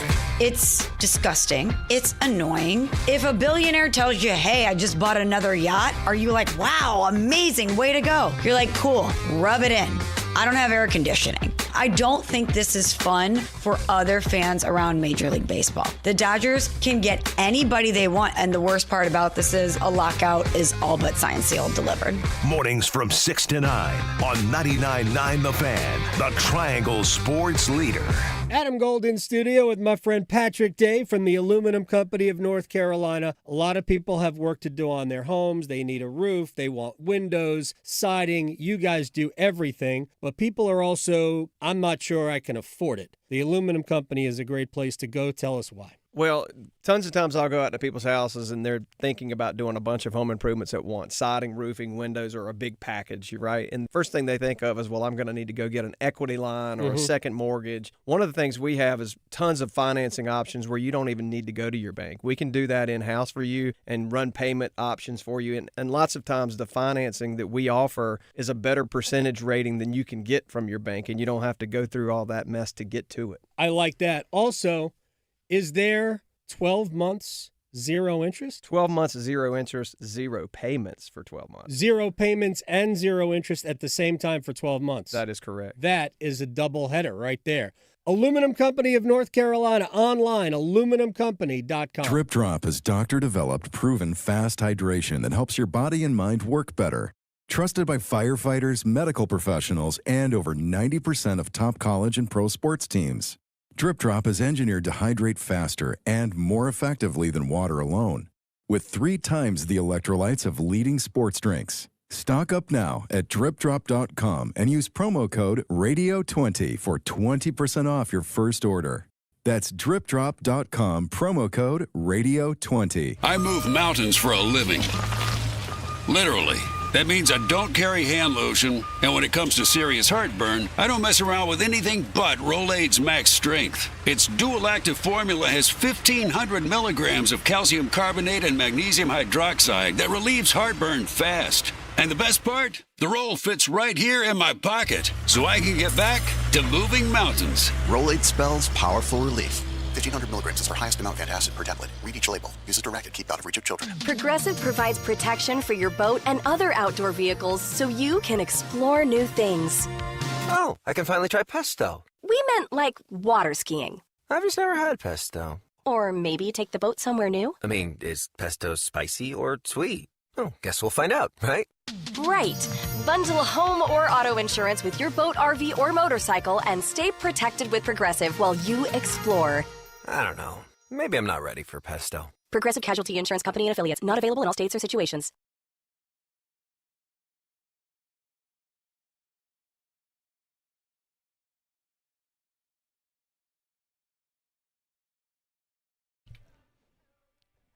This is The Drive with Tim Donnelly on 99.9 The Fan. And this is a Carolina Panthers game day. And do you know what's the best part about the Hall of Fame preseason game? It's not like week 0 in college football where because you start early, you just have another bye week later on, like you don't have more game. This is just an extra one. You still have all 3 preseason games that everybody else has. You just get a bonus one like a week and a half before everybody else gets started. And it's in honor of Luke Kuechly. Luke Kuechly makes the Hall of Fame. The Panthers get an extra game. How awesome is that? Has there ever been a Pro Football Hall of Famer that is more aptly like honored than by giving everyone a chance to show off how hard they've been working than Luke Kuechly, right? It's like you have to be prepped an extra week and a half early in honor of Luke Kuechly. yeah, Luke Kuechly used to be prepped in July for the first game, so it's appropriate. He's one of the smartest players, one of the most well-studied players in the history of the game. I know in his little, I think it's the players get to put like a display together, or at least they get to submit stuff that goes into a display there at the Hall of Fame for their induction. And one of the things that Luke Kuechly has in his display case is actually a notebook of his, where it's like his notes against the Texans in 2015. Now, he didn't play in that game. I think it was 2015. But he didn't play in that game. But still, it's like his notes of, like, when a player does this, this is what the Texans do. This is their check down. Like, all these kinds of things. Just these insanely intense notes. And that notebook is on display. One of my favorite highlights of Luke Kuechly, which it's one of those things where until you watch something back and kind of parse through the you got to connect some dots to figure out what's going on, you might not think it's even that big of a highlight. It's just like a tackle by Luke Kuechly. Right? The guy had a million of them. But what happens is you see it pre-snap. They're in the offense is in some kind of formation, and you see him like a dog like a hunting dog that just heard something. His head's going like, what? Then they do a particular motion, and that confirms it for him, right? Whatever he studied, he knew when they're in this formation with this player on this down and distance, and they get into this particular motion, there was no doubt in his mind it was going to be a run to the left, say. And I think it was like a little toss. And he starts waving his arms, and he's trying to yell at whoever the linebacker was to his other side, and he's going like, get over there, get over there. And you see his whole body, go, that side, they're running it that way. And they snap the ball, and you see him very, very clearly think, I'll do it myself, because like it wasn't his responsibility, but he was so confident that the run was going to go right there that he just bails on whatever he was supposed to do, flies around the offensive tackle, makes a tackle in the backfield for a loss of like 1.5 yards, and then once you catch that whole storyline, right, that step-by-step deal, you watch it again, and you're like, oh, this guy knew. I don't know what the offense tipped. I don't know. That's like tipping a pitch, right? He knew exactly what they were going to do. There was no element of surprise. And I think most of the time we'd see a player do that or him do that, and we'd think, gosh, that guy's fast. Man, it's so lucky to be that physically gifted. What an athlete. He got there so quickly. And you realize, like, oh, it hadn't – obviously, you got to be a good athlete to get there, but it had way more to do with how smart and prepared he was than it did the fact that he was an unbelievable athlete and ran a 4.40 and could get there. That's what I really appreciated about Luke Kuechly. And then he was athletic enough to run with Julio Jones down the seam, which that's the stuff you got to be given naturally. But just different in that case. But he was different in that way and maximized his talent, which is why you end up being. Maybe the best linebacker of a generation. Oh, yeah.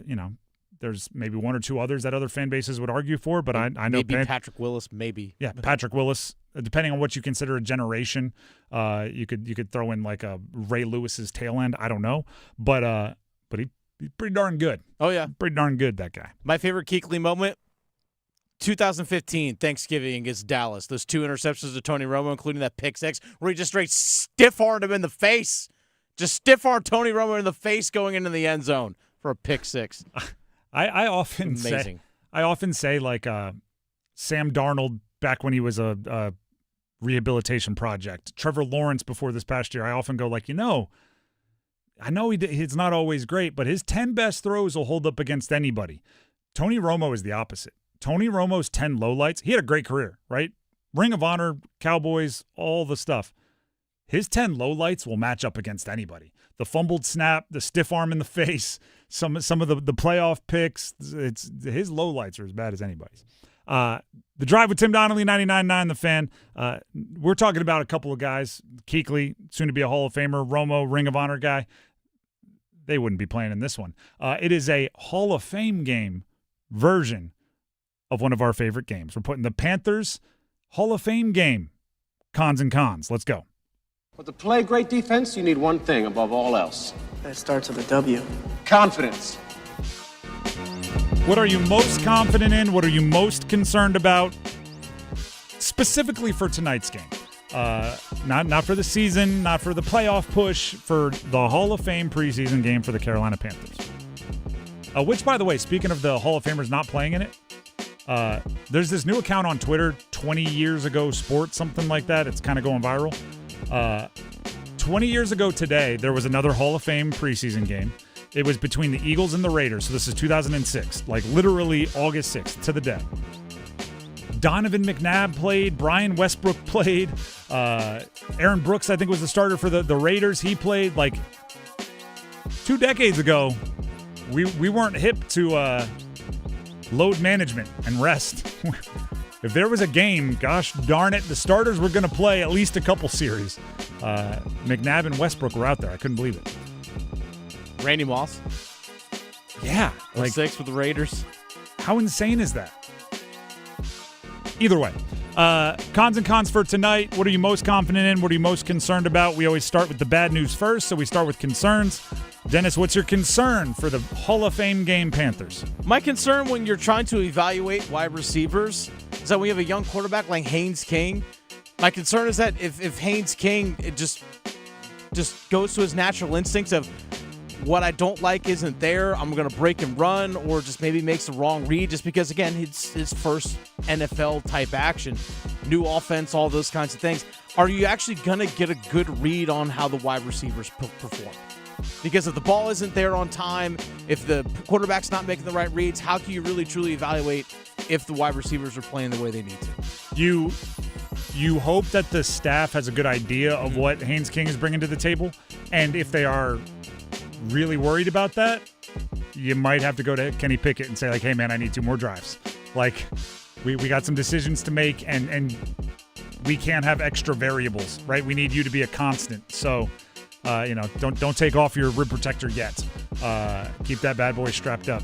Because if you need a good evaluation. And Kenny Pickett he's probably significantly overqualified for that role. But if you're worried about Haynes King in any real way, not being able to, get the ball out there on pretty simple pass plays, then you got to do it. My concern is, I'm calling it the operation. Brad Idzik has called some plays in preseason before, but he's never been the guy. You know what I mean? He's never been his dude. So with the Brad Idzik play calling world being introduced today, and young players being the one executing, right? This is not a situation where you can use the whole play clock to get the play in, because the youngsters are probably going to line up on the wrong side one time and have to get traffic copped by the quarterback, right? No, over there, motion. Our line used to be Mayday. If we yell Mayday, that means everybody stop moving. I'm going to snap it. Wherever you are, I don't care if you're in the right spot, freeze. There's sometimes that stuff in these early preseason games, and you add in a rookie play caller, it could be a little bit more chaotic, and then it gets to the same thing that Dennis was talking about. It gets to the same thing of, can you evaluate your quarterback if your wide receivers are all lined up wrong? Can you evaluate your wide receivers if another wide receiver runs the wrong route and is in the same place they are? Like, it's tough to get evaluations if things are too chaotic. That's the not fun part of things. Let's get to the more fun. What are you most confident in for the Panthers tonight? I'm confident that you're going to actually get a true evaluation of the guys that are playing on the defensive front.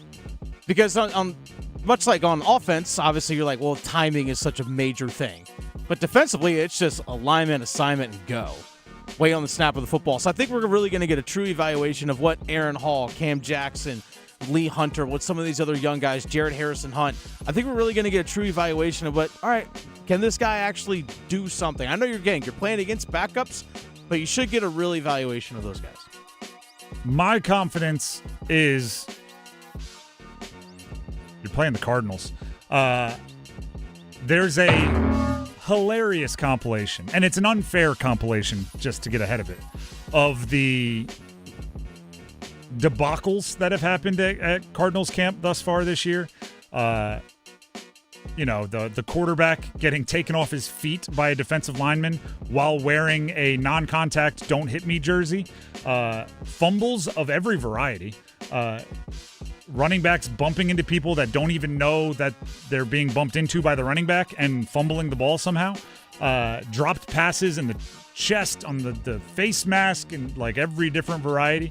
And they put some funny music to it. But the reason I say it's the Cardinals is by any, you go to the sports books and everything, the Cardinals have the lowest win total in the league, and they're not going to play their starters. So if you have the team that's predicted to win the fewest games and your starters aren't playing, how good can your second and third string be? So I do think you'll have a talent advantage at a lot of positions tonight, and I think that's good for this early evaluation, right? You don't want somebody to match up with somebody who's just more physically dominant, and you don't get to the next step of the evaluation. So the Cardinals are why I am confident in the Panthers tonight. That being said, Bam Knight's going to run for 1,500 yards, and they're going to win by 100 today because I said that. They're like, oh, it's funny, is it? No, it's not, but it kind of is. The Drive with Tim Donnelly, 99.9 The Fan. Oh, and it's unfair, just to clarify. It's unfair because I think if you took the 20 worst plays of any team from training camp and you put them to a funny music bed, it would look really, really rough. So keep that in mind. That's it for Cons and Cons here on The Drive with Tim Donnelly on 99.9 The Fan. Speaking of Haynes King, quarterback's going to get a lot of reps for the Panthers. I can tell you at the end of this conversation we're about to air with Roddy Jones, college football analyst for ESPN, ABC, and ACC Network. I did ask him about Haynes King because Roddy Jones, like Haynes King, started a whole bunch of games for Georgia Tech. So I asked him about his guy going into tonight's game. But before that, we talk ACC football of every variety. This is our conversation we recorded earlier for you between myself and college football analyst Roddy Jones. Enjoy. The Drive with Tim Donnelly here on 99.9 The Fan. Joining us now to talk a little ACC football, Roddy Jones, ESPN, ACC Network college football analyst, also a former captain at Georgia Tech during his playing days. Roddy, we appreciate you for taking the time. I'll start with the news of the week, right? That coaches poll came out. The ACC with 3 teams. There's Miami, SMU, and Clemson.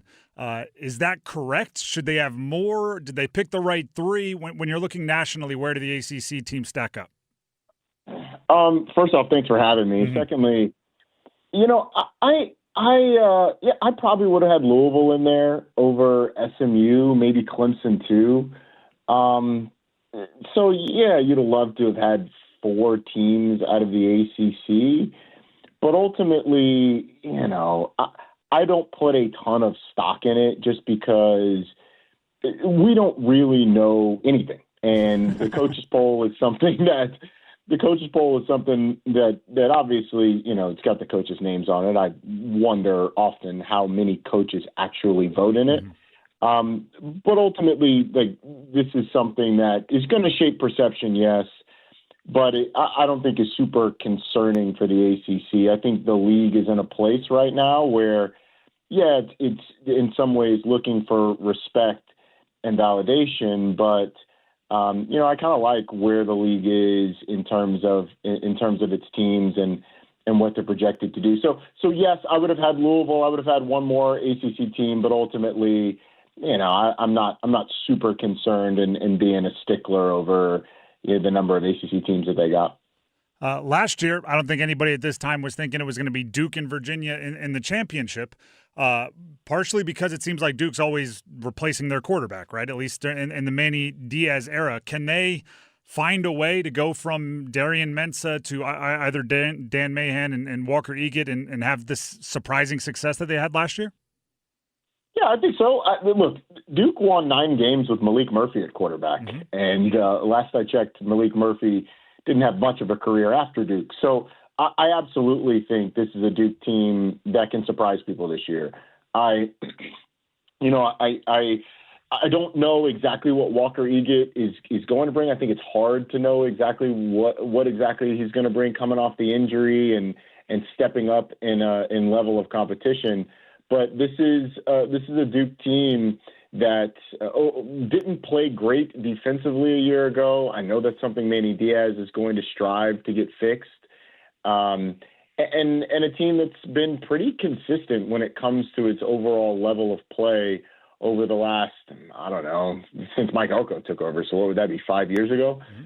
So I think Duke is going to surprise some people. I don't necessarily think they're going to win the ACC again, But this is a Duke team that has talent first and foremost, and Nate Shepherd especially. But often it surprises us, and I think Manny Diaz is one of the best coaches that we have in the league. So I like Duke this year. I think they'll be one of the more surprising teams in the ACC. I can't remember exactly where they were picked in the preseason poll, but I would guess they'll finish higher than that. Roddy Jones, ESPN, ABC, ACC Network college football analyst, joining us on the Heister Automotive Group hotline here on The Drive.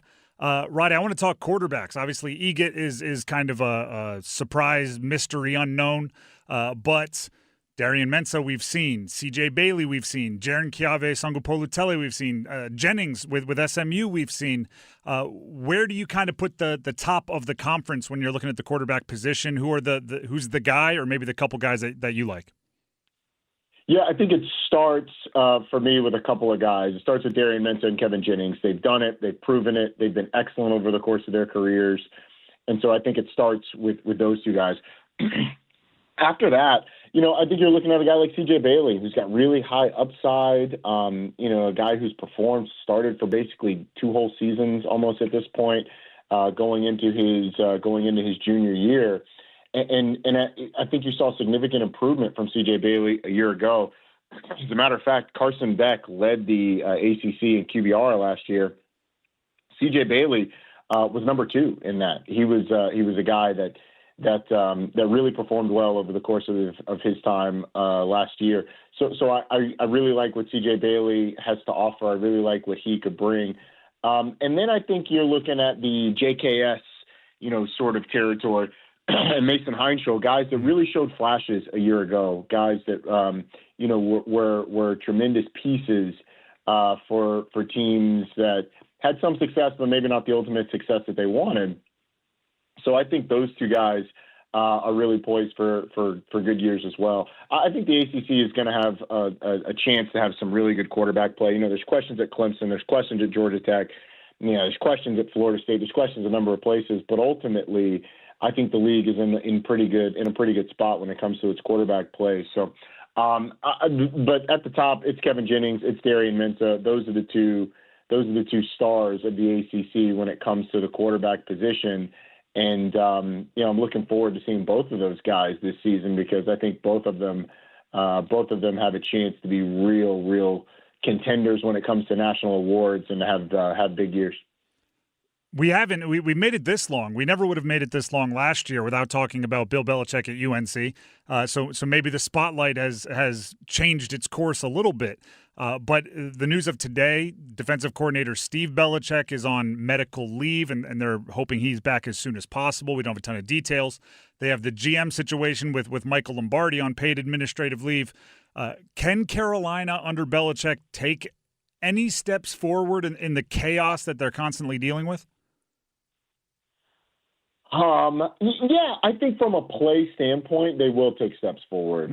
I think the question with Carolina comes from, number one, the schedule. Number two, can they block out the distractions? We were actually just talking to Bill Belichick. We did our road trip today at UNC, and the Steve Belichick news came out like right after. Well, it came out before we did the interview, but we didn't know about it until right after because the announcement was made right before we had an opportunity to to talk to him. So, this is the thing about with Carolina this year is it's a tough schedule. It's a tougher schedule than it was a year ago, and they're in a situation where, from a talent standpoint, I don't know that they're going to overwhelm the rest of the league, but there is reason to think that there will be improvement this year. When you look at like a Billy Edwards or, some of the guys that they have coming in defensively, Melkart Abu-Jade, who was the leading sacker in the ACC a year ago, guys like that give you reason for optimism. But ultimately, it's such a tough schedule. They're going to have to win close games. They're going to have to do the little things, all the things that Bill Belichick used to talk about. You're going to have to do that consistently in order to win enough games for people to be satisfied this year. So it's going to be an interesting season. I do think there will be improvement. Will we see it in the win total? I'm not 100% sure. But ultimately, this is a more cohesive, talented roster because last year's roster, a lot of it came in after the spring in June, and they're trying to basically go back to day one install for a large chunk of the team, like half the starters.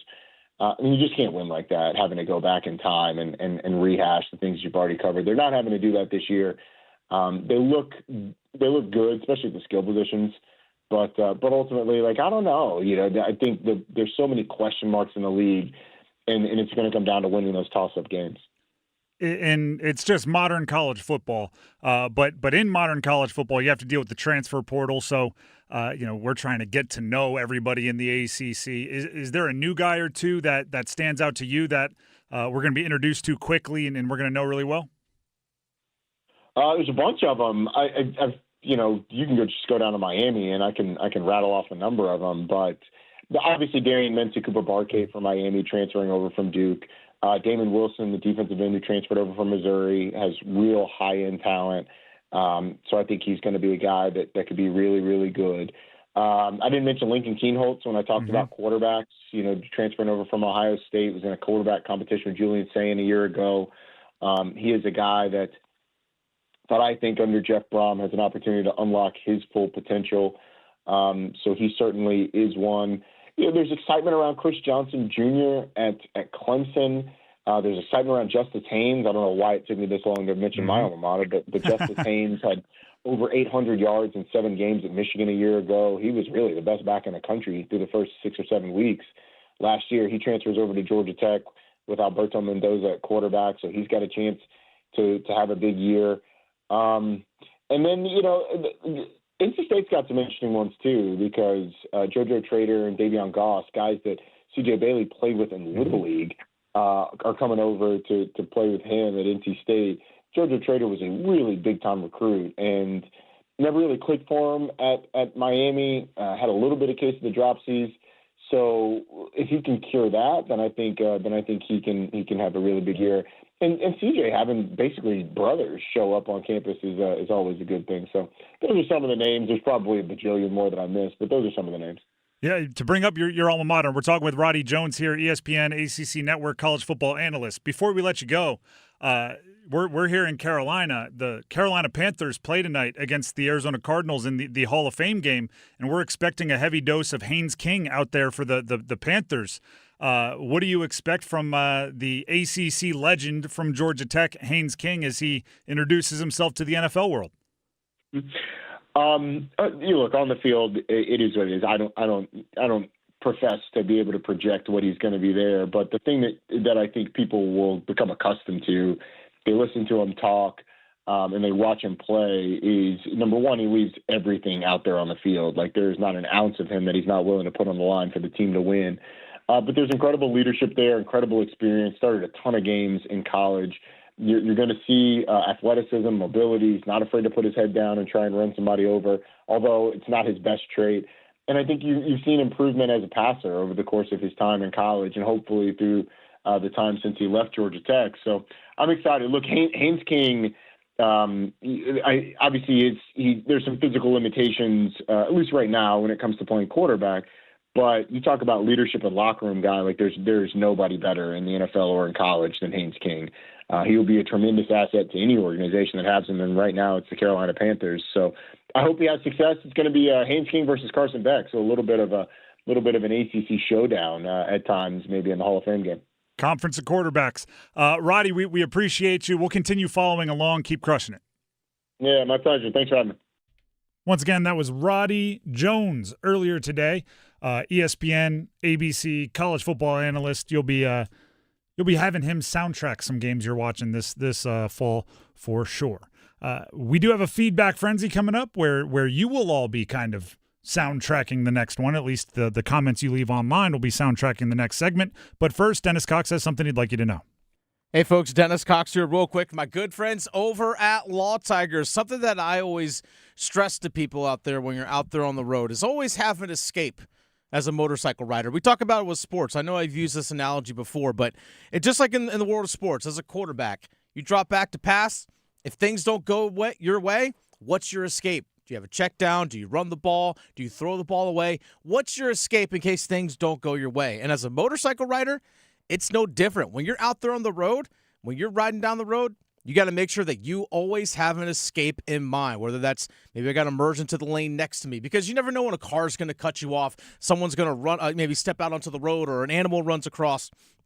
You have to be able to have an escape at all times as a motorcycle rider to make sure that you are as safe as possible out there on the road. But you could do all the right things and injuries can still happen. This is where Law Tigers steps in. If you're ever injured in a motorcycle accident, give them a call at 1-800-LAW-TIGERS or visit lawtigers.com even before you get in touch with the insurance company. Your case evaluation with Law Tigers, it's always free, and you don't pay a dime until your case settles. So give them a call, 1-800-LAW-TIGERS, or visit lawtigers.com. Law Tigers is a network of independent law firms who are members of the American Association of Motorcycle Injury Lawyers. Law Tigers is not a law firm. The Drive with Tim Donnelly on 99.9 The Fan. We'll be back with a feedback frenzy in just a minute. The Adam Gold Show. Don't buy this line that Carolina only won the Cup because Florida was too broken to challenge for a third straight title. The Hurricanes were the best team in the league. They were way better than they were the previous year. And I know we can't prove it, but I think Carolina would have beaten Florida if the Panthers were standing in their way. Don't worry what Florida did. Make yourself better. The Adam Gold Show, weekdays starting at noon on 99.9 The Fan. I'm Galen, co-founder of Brooklyn SolarWorks. With my Chase Inc. Business Premier Card, I get unlimited 2.5% cash back on purchases of $5,000 or more. So everything we buy to run our solar business gives us cash back that we put back into the neighborhood, donating solar panels to community gardens. Chase Inc. Cashback built for every business. Find the right card at chase.com/inc. Real business owner compensated for their participation. Cards issued by JPMorgan Chase Bank and a member FDIC, subject to credit approval. Terms apply. You pull up at a McDonald's drive-thru at the crack of dawn to get your $3 crispy chicken biscuit. You've been craving it all night. It was a very long night, but your taste buds pulled through. Those are no ordinary taste buds, and you are no ordinary human. You are a champion, and you deserve a $3 crispy chicken biscuit. Price and participation may vary, cannot be combined with any other offer or combo meal. Welcome to AutoZone. What are you working on today? My car is making this noise. Sometimes it's like doot doot, and sometimes it's like grrr. Do you have a dash light on? Oh yeah. And we don't have to listen for clues. With the free Fix Finder service, we can read a check engine, ABS, or maintenance light to find the likely fix and even recommend a local shop if you need one. So you don't need to hear the grrr. Not with Fix Finder. Free at every AutoZone. Get in the zone, AutoZone. Restrictions apply.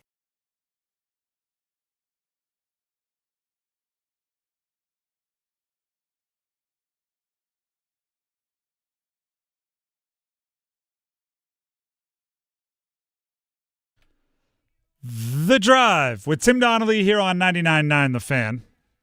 Please go subscribe to our YouTube channel, 99.9 The Fan, because if you do that and then you comment on videos, we might see those comments and bring them on air.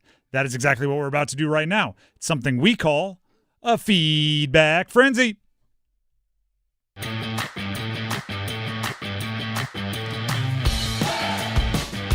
All right, Tim, you and I had a conversation earlier this week about UNC football and what might things potentially look like offensively under Bobby Petrino, who's now the offensive coordinator over there at Chapel Hill. Well, this one actually comes from in our YouTube comments. This one comes from Ron Odell. Ron says this: Bobby Petrino has been good everywhere. I guarantee if UNC's offensive line holds up, UNC is going to score a lot more points than they did last year, a lot more. I agree the offensive line could be a pivot point. If everything else, if they can pass out the distractions, if they can figure out their quarterback situation, if I do think offensive line is still a pivot point. Last year, I don't know if we acknowledged, because there was so much else to talk about, how much like a Christo Kelly injury early in the season ended up impacting them. He was going to be a kind of a stalwart on the offensive line for them. So I agree. That is a astute comment from the YouTube section on, again, there's a lot of ifs, which they also acknowledged. But if things go their way, it could still come down to how their offensive line plays, and that's going to be a big part of pretty much every team. Well, along that same conversation, Jeremy Richards says this: if everything falls in place, UNC can surprise some people. Defense was pretty good last year, even without an offense that could maintain a drive. If the offense improves and can hold the ball, the defense could be elite. 7-5 season incoming. That's funny. First of all, if absolutely everything falls our way,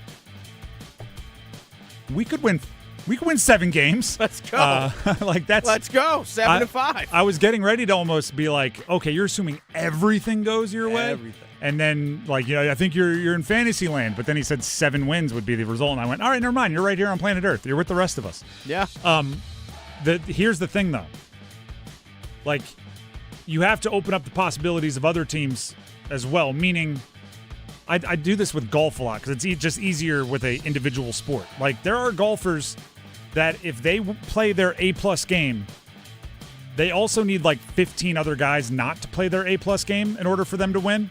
If Ricky Fowler plays his A-plus game, but Scotty Scheffler plays his A- game, Scheffler's still winning. You know what I mean? If everything breaks Carolina's way, they also need everything not to break NC State's way, right? They need a few things to go wrong for a few teams on their schedule. As you heard Roddy saying not long ago here on the show, their schedule's not a pushover, right? So they need some help, and they need some things to go their way if they're going to be talking how many games above bowl eligibility are they? That's a conversation that comes only with some good fortune. All right. We also had a conversation yesterday about, we just basically revisited the Bryce Young trade by the Carolina Panthers, moving up from overall pick number 9 to pick number 1 back in 2023 in the NFL draft. They took Bryce Young, a big haul of picks, and including DJ Moore, went back to the Chicago Bears. So we kind of revisited that trade yesterday. Correct. A little bit. And, let's just say, someone said, so we'll leave it at that. Okay.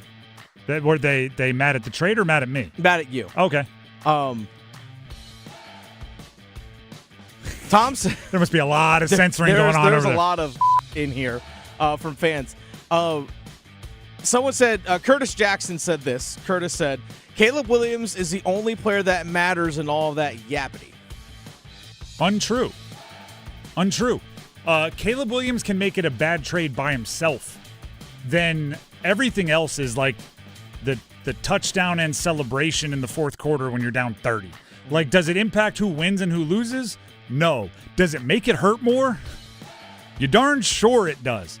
If Caleb Williams he doesn't have to be a Hall of Famer. If he's a franchise quarterback and Bryce Young isn't, it's a bad trade. If he's a franchise quarterback, Bryce Young isn't, and Darnell Wright is a 4-time All-Pro at left tackle, and Luther Burden is a 1,000-yard receiver 4 times in his career, and Sam Roush, a tight end that they just got in the 3rd round, turns into a 10-year starter.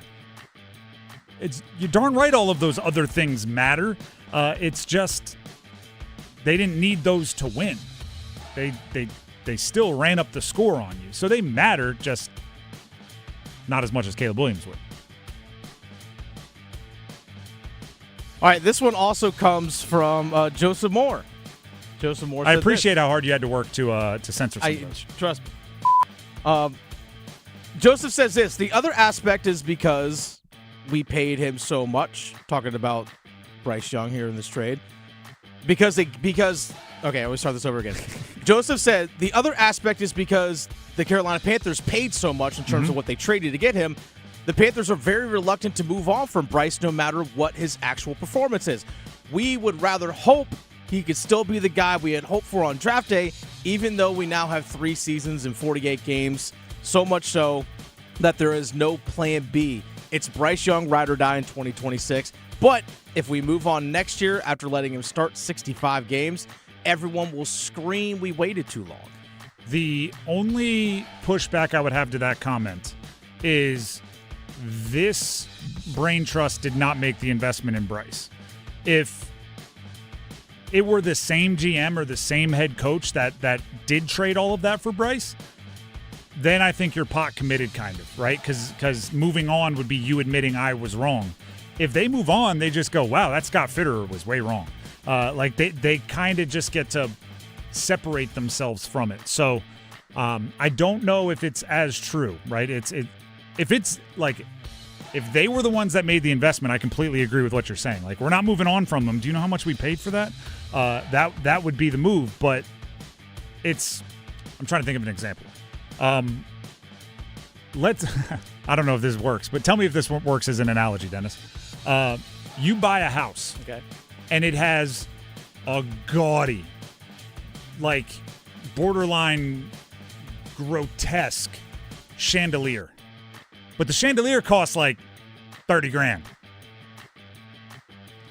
You just bought the house. I'm not connected to the chandelier, right? I'm not going like, hey man, if we get rid of that chandelier, we wasted $30,000 because the previous owner paid for it. You know what I mean? I might try to sell it on Facebook Marketplace or something, get a little cash back, but it's like that's not my investment. So Fitterer put up the ugly chandelier trade. The next guys running the program can come up and move on from it without as much negative impact. All right, this one comes from Derek Chen. Derek says, I don't understand the point of this video. What's the point of thinking back with hindsight? The new season is here, and Bryce has shown a lot of potential and has an opportunity to show us if he could be the franchise QB. Can't y'all be excited for anything? It's not like he sucked last year. Not the whole time. At times he did. Depending on the week. At times he did. No, but I think I said in that video the two reasons why we were revisiting it. One was because it's why expectations are so high. It's why people aren't happy that at times he didn't look horrible last year.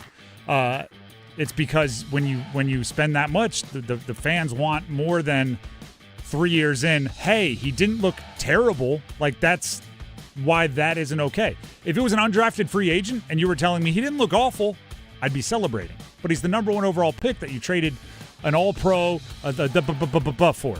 And secondly, it's to make sure, and I raised my hand and said I'm kind of talking to myself on this one, that we give grace to Dan Morgan and Dave Canales. They did not take over a franchise that had all of its draft picks. They did not take over a franchise that was on super, super steady footing. Matter of fact, it was on super, super shaky footing because of that trade in a lot of ways. So it was to remind you that you're not that far removed from it. That's the two reasons why we had that conversation, and that's the two reasons that I believe I said near the front of that video. All right, this one comes from T. Cole. 2026 is here. At some point, we have to move on. Bryce is still here with everything in front of him. And if he isn't the answer, we have an established enough talent for the next QB. Or we have established enough talent for the next QB. Yep, I don't know if you've established enough talent for the next QB. You hope that they did. I don't know if if Bryce really goes south this year, which is what would happen if you're moving on from him. Mm-hmm. What does the coaching staff look like next year? Right, there's no guarantee that the incubator, the nest that you've built to hopefully develop Bryce, is going to remain intact for the next quarterback. Who is going to be the tackles? We don't know who's going to be the tackles for this team week 8, let alone week 1. Let alone, actually, I think we know week 1 because 2 of them are not playing. But like when Moton comes back, who's the tackles? If Icky Quant comes back, who are the tackles? We don't know who's surrounding this quarterback, or the next quarterback, if it is a next quarterback. So there's a lot more questions there than I think people are letting themselves believe. They think it's all settled when I think a lot of it's still up in the air. The Drive with Tim Donnelly, 99.9 The Fan. Before we move on, Tim Donnelly here for Miller Lending. You just heard me talk about it, right?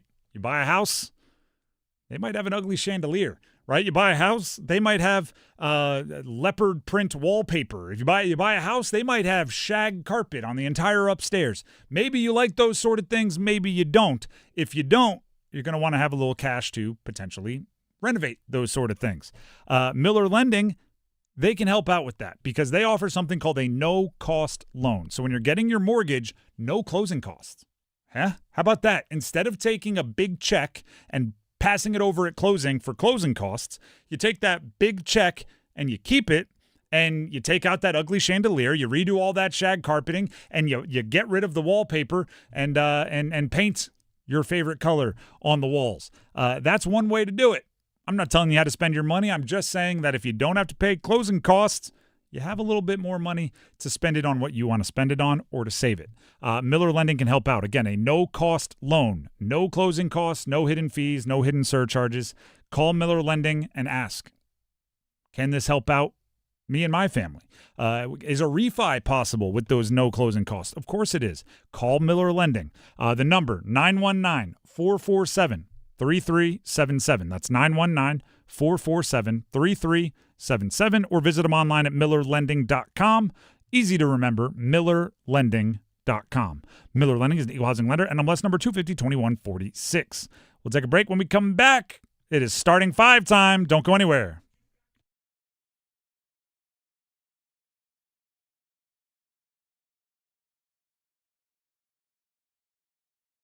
Adam. I'm Adam Gold, and I'm there. Tim. I'm Tim Donnelly, and I'm there. Dennis. I'm Dennis Cox, and I'm there. Victoria. I'm Victoria Bodenecker, and I'm there. Paul. I'm Paul Eihander, and I'm there too.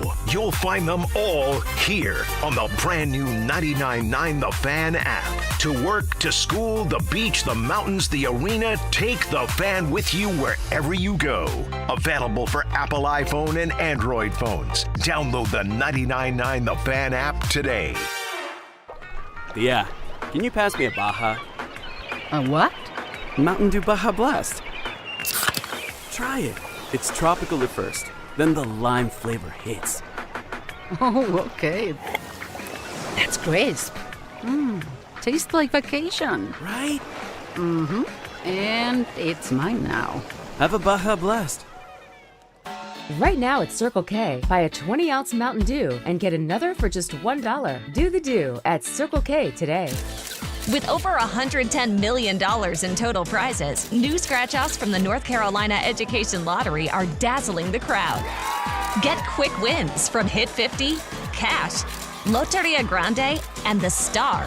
Massive cash blowout, bursting with $150, $300, and $3,000 prizes. Play and watch your luck shine. Must be 18 to play. Approximate overall odds to win range from 1 in 3.86 to 9.37. Problem gambling helpline 877-718-5543. Earn an accredited MBA in as few as 16 months for about $21K at University of Maryland Global Campus. Explore 10 specializations, including finance, HR, cyber technology, and more. Plus, showcase the value of your MBA with a comprehensive learner record and digitally demonstrate in-demand skills and credentials to employers. Apply now and save with no application fee. Classes start August 12th. Learn more at umgc.edu. Certified to operate in Virginia by Chev. I'm attorney Brian Ritchie. Getting hurt in a car wreck comes with all kinds of stress and frustration. But when you call me, I'll be on top of all of it. So all you need to worry about is getting better. If you've been injured in a car wreck, I'm on top of it. Contact us at ritchielaw.com. Broadcasting live from the Eagle Leasing Storage Studio. WCMC HD1 Holly Springs. 99.9 The Fan. The Triangle Sports Leader. Hey, it's the weather. I'm WRAL meteorologist Kat Campbell. Tonight's forecast, fading storms with a low of 73. We're back up in the low 90s on Friday. After morning clouds, it's partly cloudy during the afternoon with a small chance of a stray storm. Saturday, we're back in the low 90s. 5 o'clock check of your money. Dow Jones at the closing bell today down 464 points to 53,885. It's 5 o'clock. Time to serve up the biggest sports stories of the day. Here comes your starting 5. The Drive with Tim Donnelly, 99.9 The Fan. The starting 5 is brought to you by Baker Home Exteriors. We do good work at a profit if we can, at a loss if we must, but always good work. That's the Baker name, Baker Home Exteriors, bakerhomeexteriors.com. As always, during the starting 5, we start with number 5. Count them. 1, 2, 3, 4, 5. Under center. Play fake, boot to the near left. He is hit as he throws a dying duck and is picked off. Intercepted 25-20, 15-10, 5. A tackle into the end zone. Touchdown! Pick six by Marcus Jones. A 20-yard run back and a go-ahead score propels the Patriots.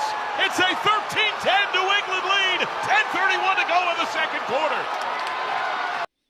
The NFL is a content factory this time of year because until tonight when the Carolina Panthers play against the Cardinals in the Hall of Fame preseason game, everything's an opinion, right? Is someone having a good camp or a bad camp? It's an opinion. Is somebody improved? Are they in for a big role? Are they in the best shape of their lives? Nothing's set in stone, right? There's no final scores. Although maybe in life, some of these contracts feel like they're winning in the final score of life. Jonathan Taylor, Indianapolis Colts running back, has agreed on a 2-year, $44 million extension, according to Adam Schefter and Ian Rappaport. The deal has a maximum value of $47 million, and there's $39 million guaranteed. Third largest deal for a running back in NFL history. There's a lot of things you can take from the market around the NFL. Actually, we should get like an economics professor or something to break down the market in the NFL because it's so small, but obviously, a deal for this team impacts the deal for the next team. I mentioned it yesterday. I think it's hilarious. Zay Flowers signed a gigantic wide receiver deal with the Ravens. That feels too rich for him as a player. So Puka Nacua hired his agency, hired the same agents that negotiated for Zay Flowers the next day, right? Everything's connected, which means you can learn from other teams. I think the Colts, if I'm the Panthers, I'm watching the Colts and I'm going, I don't know if they were thinking big picture enough. Because like the Daniel Jones contract that they signed, former Duke quarterback, 2 years, $88 million. Felt okay in the moment. It's like, I guess that's what it costs. The Alec Pierce, one of their wide receivers, signed a big contract this offseason. 4 years, $114 million. Again, at the time, it felt like, he had 1,000 yards. What do you want me to do? You got to pay it. Now Jonathan Taylor, 2-year extension, $44 million. It's like, well, that guy's a stud. Of course you got to pay him a huge amount. And suddenly you look at it and you have like $80-90 million per year tied up with Daniel Jones, Jonathan Taylor, and Alec Pierce. And you're going is that the best way to spend like $80-90 million? Right? It's the definition of what every like the older generation says about our generation, Dennis. Like, if you just stopped buying your expensive coffee every day, you'd have so much more money, right? It's like, well, if you don't think of like the $8 purchase and the $8 purchase and the $8 purchase, by the end of the year, you're like, those $8 add up quite a bit, right? Paying Daniel Jones another $5 million to get the deal done. Paying Jonathan Taylor another $4 million because Bijan Robinson just raised the market. Paying Alec Pierce another $5 million a year. And suddenly you're like, do we have enough to go field the rest of our roster in a way that we can win around these guys? Or are they good enough that they can raise the level of the rest of the roster? Because that's what you need your high-priced guys to do. And oh, by the way, they're paying Sauce Gardner a bunch of money and gave a bunch of first-round picks for him. Like, they've spent a lot. And I'm not sure they went and, they don't have the best weaponry on offense in the league, but they're paying a lot for it. Be careful, Panthers. Be careful. And everybody else. That's number 5. Let's get to number 4. 1, 2, 3, 4 all together. We had Joel Bryant from HighSchoolOT on the show earlier today to talk about their Jamboree coming to Wake Med Soccer Park on Saturday. Soccer Park, but it's football games. Preseason high school football, some of the biggest, baddest teams in the state. There's 3 or 4 teams are playing on Saturday that were in the state championship of their class last year. Yeah. There were at least 2, maybe more, top 100 recruits in the country. Not in the state of North Carolina, in the country, are going to be participating. And we broke down each game. I encourage you to go check it back on the live stream. Do you know what I think is going to be the thing that gets talked about most on the message boards? What's that? When we started talking about which schools are keeping recruits at home. Yeah. And he said, Dave Doran always does a great job. He identifies his guys in state. He gets them to commit, and he stays dedicated to them. Manny Diaz is doing a great job identifying. Had a few from Southern Durham committed to Duke already. Yeah, Carolina really hasn't done it, not since Mac Brown left. Yeah. They had like a couple guys from Rollsville that were committed, but that's really about it. I believe at least one of them was committed prior to Bill Belichick taking over, and it was about recommitting them once he took over. So I've covered a lot of college programs. Obviously, we cover a ton. Like, there's more within a whatever radius here than in most places. But I've covered Syracuse professionally. I've covered Virginia Tech professionally. I've covered Old Dominion professionally. There is nothing I've seen that unanimously gets fan bases mad at coaches than not recruiting your physical footprint exceptionally well. They love, it's like a cheat code to getting fan bases to just absolutely love you. If they check the roster and you just have a whole bunch of recruits from the state that you occupy. So just to hear Joel, right, because I asked him, and nobody knows the high school world better than the high school OT guys, and Joel's chief amongst them. Just to have him so casually be like, yeah, Carolina really hasn't done it since Mac Brown left. Every Tar Heel fan is just, They're having flashbacks to Larry Fedora. Which is not a place you want to go. That's not a place you want to go. It's not. But at the same time, you probably did hear like the fact, Manny Diaz, he's a Miami guy, right? Grew up there. His dad was literally the mayor of Miami. He coached at Miami. To recognize that he's here in Durham and getting the local vibe and connecting with local recruits, that's gonna win some brownie points. And we know Dave Doran he's as North Carolina as a born in North Carolina guy can be. There's something there. And I think that's going to be something that fan bases and recruiting message boards are talking about. For sure. I mean, look at I know we're going to get into the Hall of Fame game tonight, but Zonovan Knight, Bam Knight, played at NC State from Southern Nash. Yep. Which is the greater triangle area, I guess you could say. But if you look at one of Dave Doran's best teams, he recruited a bunch of guys from the triangle area. That's when he had Peyton Wilson, Drake Thomas, Thayer Thomas, I'm just dude naming dudes, Aleem McNeil, Ricky Person, Bam Knight. Like, there's a bunch of guys. High school legends. Like high school guys that were like, and a lot of these guys had either shots at the NFL or currently on NFL rosters. Heck, Aleem McNeil, who went to Sanderson High School, is like one of the starting defensive linemen for the Detroit Lions. He was a third-round pick. Peyton Wilson with the Pittsburgh Steelers. And Drake Thomas just won a Super Bowl. All these guys are from in-state. Dexter Lawrence, went to Clemson, but could you imagine if he stayed in-state? Well, you've stumbled into and if a Syracuse fan is listening, sorry. So I've covered, like I said, Old Dominion, Virginia Tech, the schools here, Syracuse. Around here, it's like, that is a really good strategy to try to keep recruits home because there's a lot of really good recruits around here. Yeah. Virginia Tech heavily in the 757, ODU in the 757, keeping those recruits home. Very, very smart. Syracuse fans used to want to keep the recruits home, and I'd be going like, what recruits are we talking about? Yeah. There's one or two every year that you can fight for. Decent player from Fairport that we could talk about. It's not as fertile, but around here, it is a recruiting hotbed. A lot of really, really good recruits come from the state of North Carolina. And if you can use that geographic advantage, it helps. The number one recruit in the country from last year's class, a 5-star QB, is at Tennessee. It's like, imagine if he stayed in state somewhere. From Grimsley High School. Which, to get back to what we were talking about originally, a bunch of those recruits that are really, really good from around here will be playing at First Horizon Stadium, Wake Med Soccer Park in Cary, August 8th. That's Saturday, this upcoming Saturday, 2 days from now, in the High School OT Jamboree, high school football preseason scrimmage event. Buy your tickets ahead of time, highschoolot.com.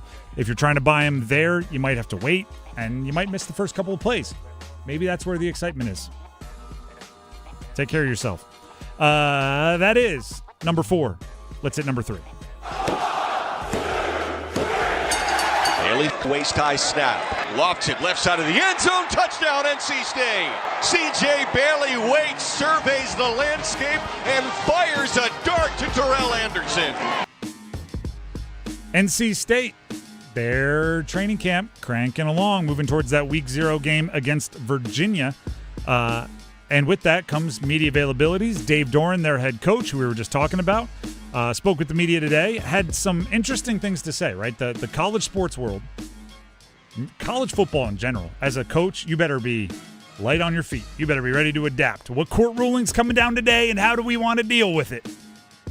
Dave Doeren was asked how they're navigating the recent court rulings for fifth-year eligibility and the players that might be looking for a roster. How are they going to handle it? Here's Dave Doeren. Well, we're definitely trying to learn the rule and what happens if they overturn the rule, and doing the homework that if it happens, then this, and if it doesn't, then these are the guys we have, just trying to be prepared. But, those kids that are in that scenario, if they weren't in the portal, there's nothing we can do with them. So it's just kind of a wait-and-see thing for us. What I don't want to do is add a guy and then have to cut him in 2 weeks, So we'll just see where it goes. And everything I'm reading, it's going to be a pretty quick decision on if it stands or not stands. So whenever they make that call, then we'll move. Interesting, both he and Manny Diaz at Duke mentioned they do not want to have to deal with multiple changes, right? Like the appeals process, they want it to be all done before they bring it in, because they don't want what Dave Doeren just described, right? You bring someone in, then you got to get rid of them 2 weeks later.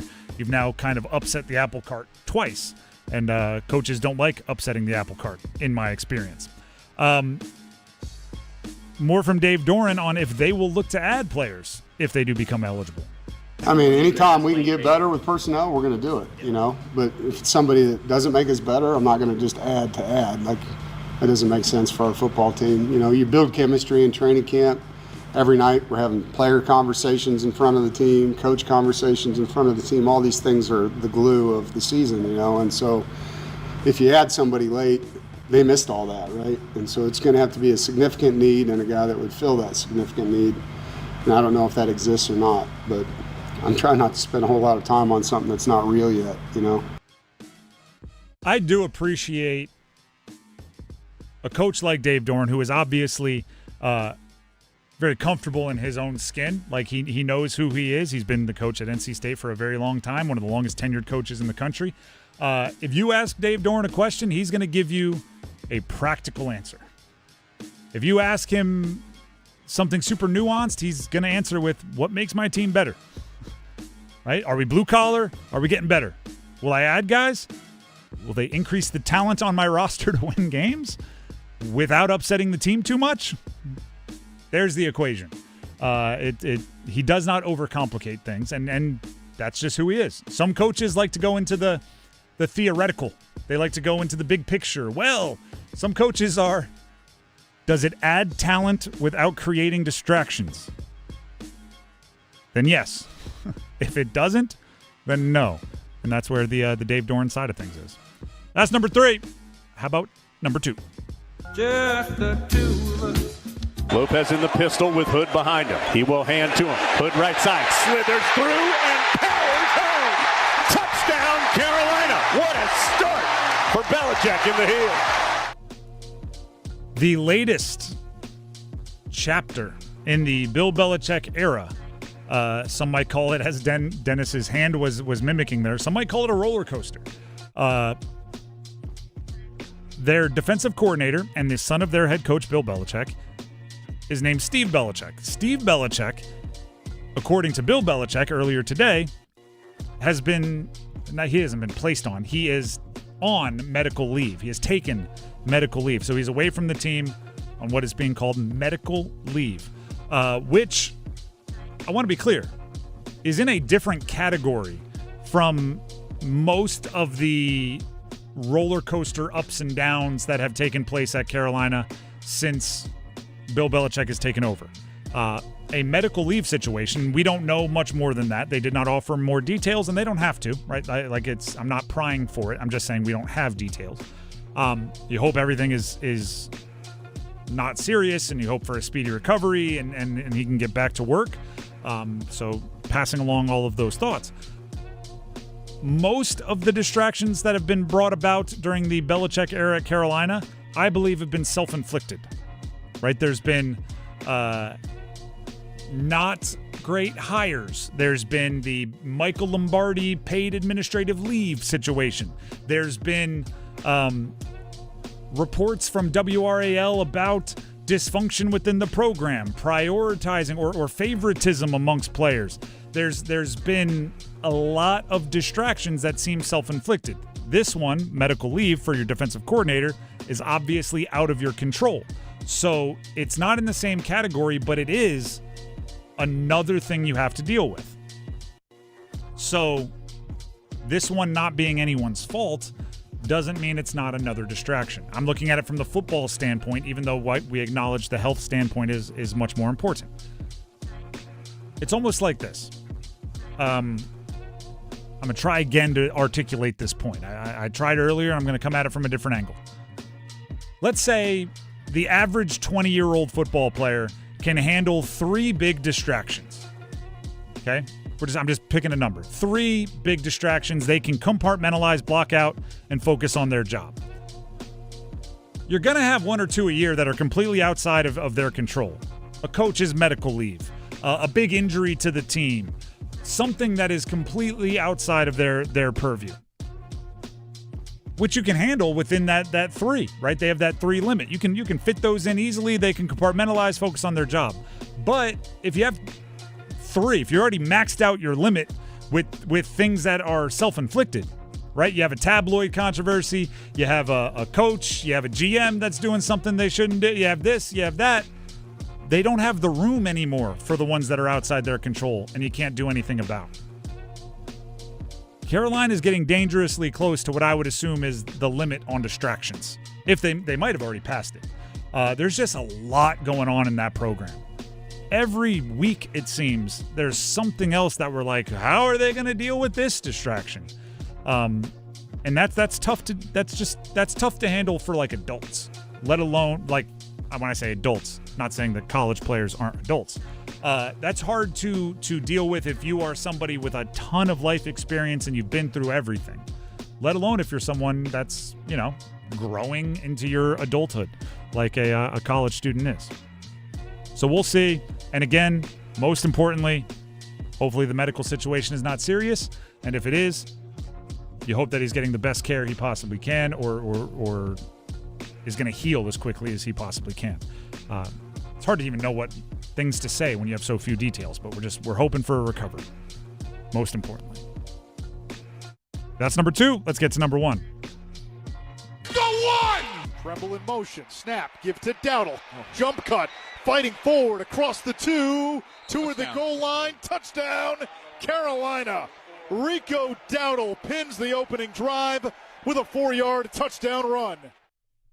The Carolina Panthers are playing football in NFL jerseys against another NFL team tonight. It is the Panthers, technically the road team, at the Cardinals, but it's being played in Canton, Ohio. The Hall of Fame game, partially honoring Luke Kuechly, Larry Fitzgerald, as well as the rest of their induction class, which includes Drew Brees, Adam Vinatieri, and Roger Craig. Dennis, the Panthers are favored by 1.5 points. Minus 120 on the money line. Over/under set at 34.5. We're some real degenerates. If you're betting on these preseason games, you're a true degenerate, and I respect you. Well, you're either a true degenerate or you're looking for some fun coupons. Hey, there's that too. Like what's a movie ticket cost nowadays? Like $47 for you and a child to go see a cartoon. Might be. I don't know what they actually cost, but you pay that much for what, like 2 hours of entertainment, 7 hours if it's a Christopher Nolan movie. But you pay that much for 2 hours of entertainment. Maybe if it gives you entertainment because now you care about a game that you wouldn't otherwise care about, it's no different than buying a lotto ticket, except you might get money back, or buying a movie ticket, not a lotto ticket, except you might get money back on your movie ticket in this case. So only bet what you can lose. Treat it like a movie ticket. I've seen people spend more for less entertainment. Exactly. But Panthers, Cardinals, it is going to be a matchup potentially at times of three ACC legendary quarterbacks. Kenny Pitt. That's right. Haynes King. These are both the Panther side of things. Haynes King, Georgia Tech. On the other side, Carson Beck, Miami. Jacoby Brissett, NC State. He's getting the night off because he's the starter for Arizona. But there's a lot of ACC quarterbacks in the mix for these two teams. Some other North Carolina ties. Gardner Minshew, exactly. Played at East Carolina for a bit. Legendary ECU stories, but that you should go check out the podcast that he's been on. There are a bunch of local guys. There are guys with local ties. I'll get motivational here for a second. And I did this yesterday, but I can't help myself. Football starts today. Somebody could change their lives tonight. There could be a Hall of Famer, future Hall of Famer on the field tonight. Pro Football Hall of Famer getting ready 20 years from now to go in and be peers with Luke Kuechly and Julius Peppers and Walter Payton and Jim Brown and all of these legends. And they could be going into tonight not sure if they're going to make the roster. But they're going to make a play tonight. They're gonna sack a quarterback. They're going to force a fumble. They're going to catch a touchdown. They're going to give up zero pressures on the offensive line, and they're going to turn ahead. And some position coach somewhere is watching, and they're going to go, I like that guy. And they're going to give him a chance. They're going to say, we'll give him another chance at practice. And then he's going to take that opportunity, and he's going to do well with it, and he's going to do well with it, and it's going to happen again and again, and it's going to snowball, and then eventually he's going to be a star. And you may say that's never going to happen. These guys that play in the Hall of Fame game, that play in the preseason, they're scrubs. They're just camp bodies. They're just placeholders. Maybe, because that's possible too. Everybody on this team could fade into the distance and not be remembered. But I said it yesterday. Shannon Sharp, Hall of Fame tight end. Terrell Davis, Hall of Fame running back. James Harrison, Defensive Player of the Year, potential future Hall of Famer. All of them have told stories about going into a preseason game thinking, I'm just auditioning for the 31 other teams. The writing's on the wall. I'm not making the roster for the team I play for, so I'm just going to play hard knowing the tape is going to get passed around and maybe someone else will pick me up. Guess what? They all played so well that the team they were playing for never let them go. Shannon Sharp did it with the Denver Broncos, as did Terrell Davis, James Harrison with the Steelers. And those are just the ones that I had offhand yesterday. There's a bunch more, and even more so, they're also just the ones that went on to be maybe the best in their position in the league for a time. If it happens to that level, just imagine how many times it's happened to became a guy who played in the league for 5 years. Became a guy that was on the active roster for 7 years. Became a guy, and I don't know if everybody's aware of this. If you are on an active roster for at least 3 games for 3 years, you get pension, you get life insurance. Is it just 3 years? It's got to be, or it used to be, for my age, you had to be active for 3 games for 3 years. I know that because one of my teammates was done a solid by his coach, and he was made active, never played in the NFL, but he was made active for the last 3 games of 3 straight years as a coach, just doing a solid for a guy that was a good practice player, and made a bunch of money and got all the benefits from it, and that guy earned it, but very cool of that coach to do. You can change your life by playing well in a game like tonight. So the names we mentioned earlier, Jasim Reed, a seemingly out-of-nowhere player that's getting really good camp buzz for the Panthers, a wide receiver.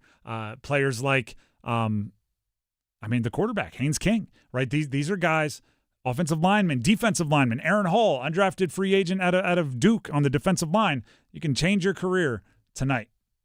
I hope that there's a bunch of podcasts 15 years from now where stars are saying, I was going into the Hall of Fame game, I was number 90 on the roster. My position coach didn't even know my name. But that day, that's when it all changed. I hope it happens. I'm going to be watching for those moments tonight. The Drive with Tim Donnelly, 99.9 The Fan. Baker Home Exteriors brings you the starting five, by the way. The Baker family has roofed the Carolinas since 1915. Baker Home Exteriors, roofing, siding, windows, and doors. Always good work. BakerHomeExteriors.com. Let's grab some numbers game contestants. Maybe one of you can change your life by winning some tickets to see Billy Idol at Coastal Credit Union Music Park on August 23rd. Call in now to play the numbers game, 919-860-5326. Winner gets the tickets, 919-860-5326. Call in now. Numbers game next. Evan, Canty, and Michelle are unsportsmanlike. It's disgusting. It's annoying. If a billionaire tells you, hey, I just bought another yacht, are you like, wow, amazing, way to go? You're like, cool, rub it in. I don't have air conditioning. I don't think this is fun for other fans around Major League Baseball. The Dodgers can get anybody they want, and the worst part about this is a lockout is all but signed, sealed, delivered. Mornings from 6 to 9 on 99.9 The Fan, the Triangle Sports Leader. A lot has changed since 1915. The way the Baker family treats people hasn't. They've roofed the Carolinas for over 100 years.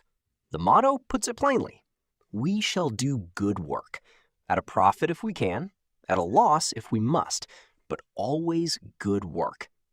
Trust the team that's kept that promise for generations. Baker Home Exteriors, always good work. Visit BakerHomeExteriors.com.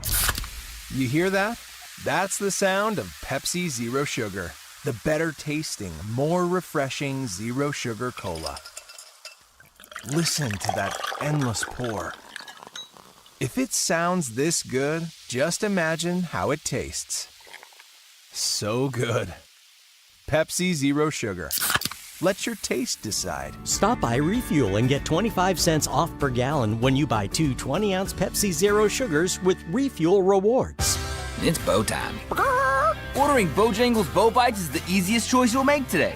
The bite-sized hand-breaded chicken is fried to crispy perfection, making it perfect for sharing, snacking, or when you're on the go. Just don't call it a nugget. The only hard part is choosing from our 6 dipping sauces. We've got a sauce for every kind of craving, from our creamy house-made ranch to our sweet and spicy peach honey pepper sauce. It all depends on what kind of mood you're in. Head to your nearest Bojangles today and discover the dippable, shareable, and craveable Bow Bites. It's bow time. There's no time like bow time. Time to head on over to Bojangles to try Bojangles' new Bow Bites. Bite-sized, hand-breaded chicken fried to crispy perfection. On the go, they're perfect for snacking or sharing. Dipped in your favorite sauce like creamy house-made ranch or peach honey pepper, they're the perfect way to satisfy your craving for flavor and value. Try Bojangles' new Bow Bites. It's an easy choice to make when it's bow time.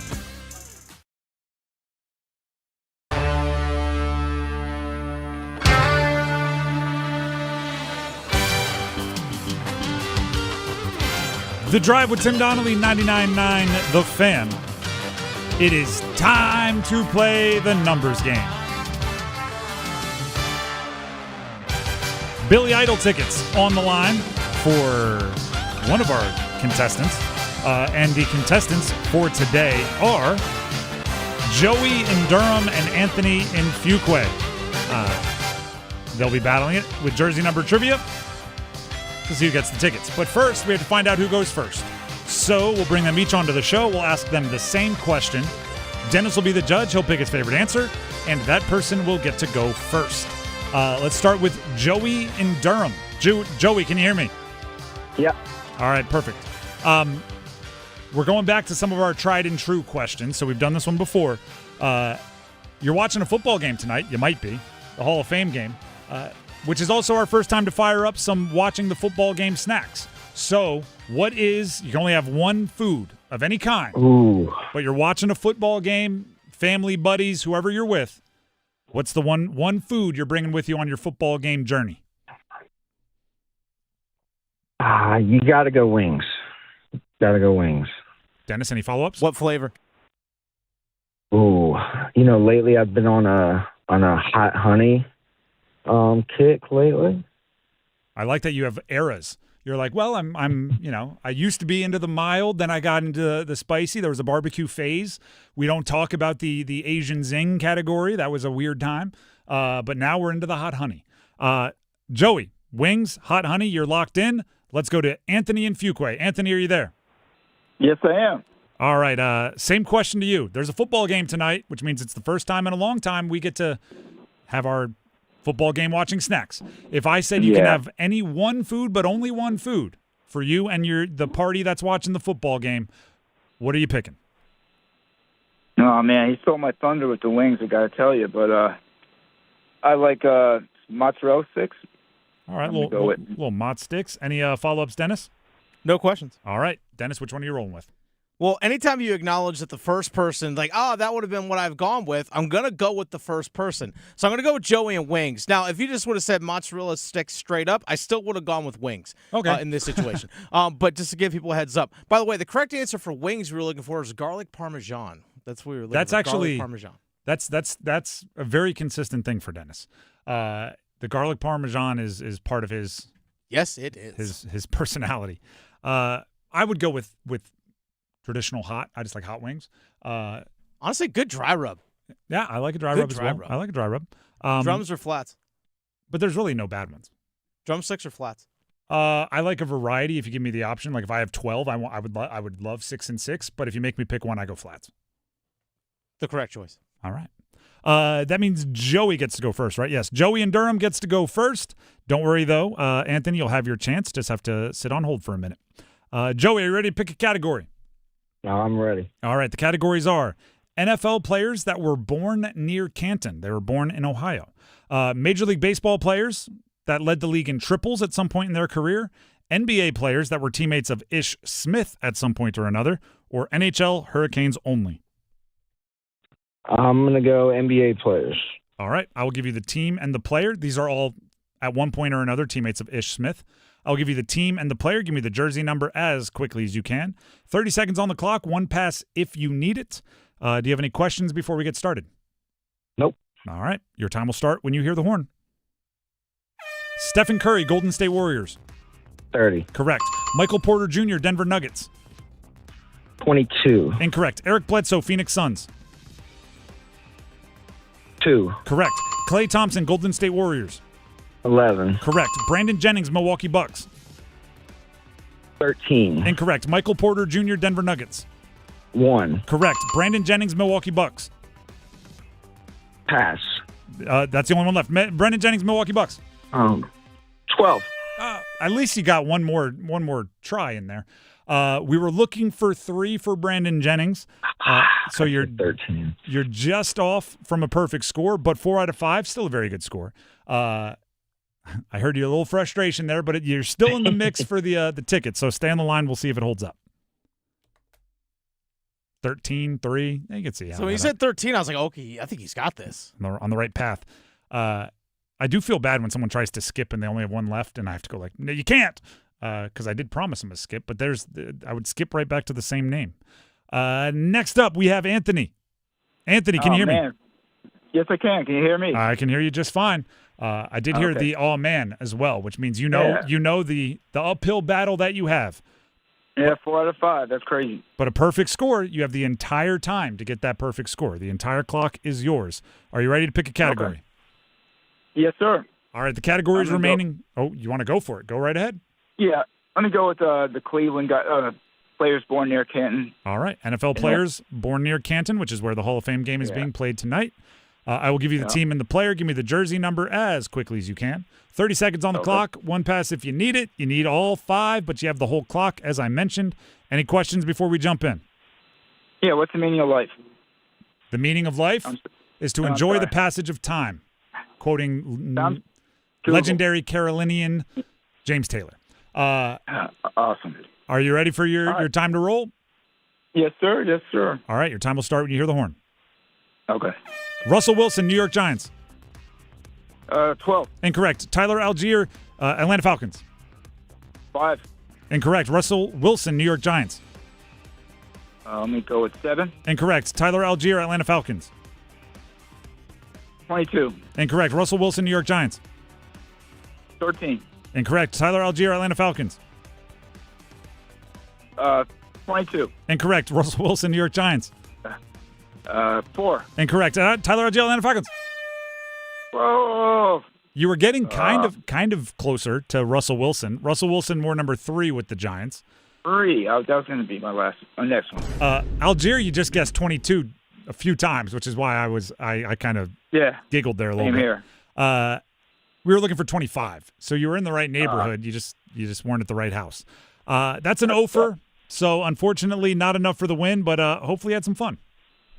I sure did. I appreciate it. All right. But that does mean, even though the offer not great for Anthony, it was a no sweat win for Joey. He was frustrated he didn't get the perfect score. Turns out he won by 4. Joey, congratulations. You have the Billy Idol tickets coming your way. Thank you, Tom. Go ahead and stand in line. Dennis will grab the info to make sure you get your tickets. How about it?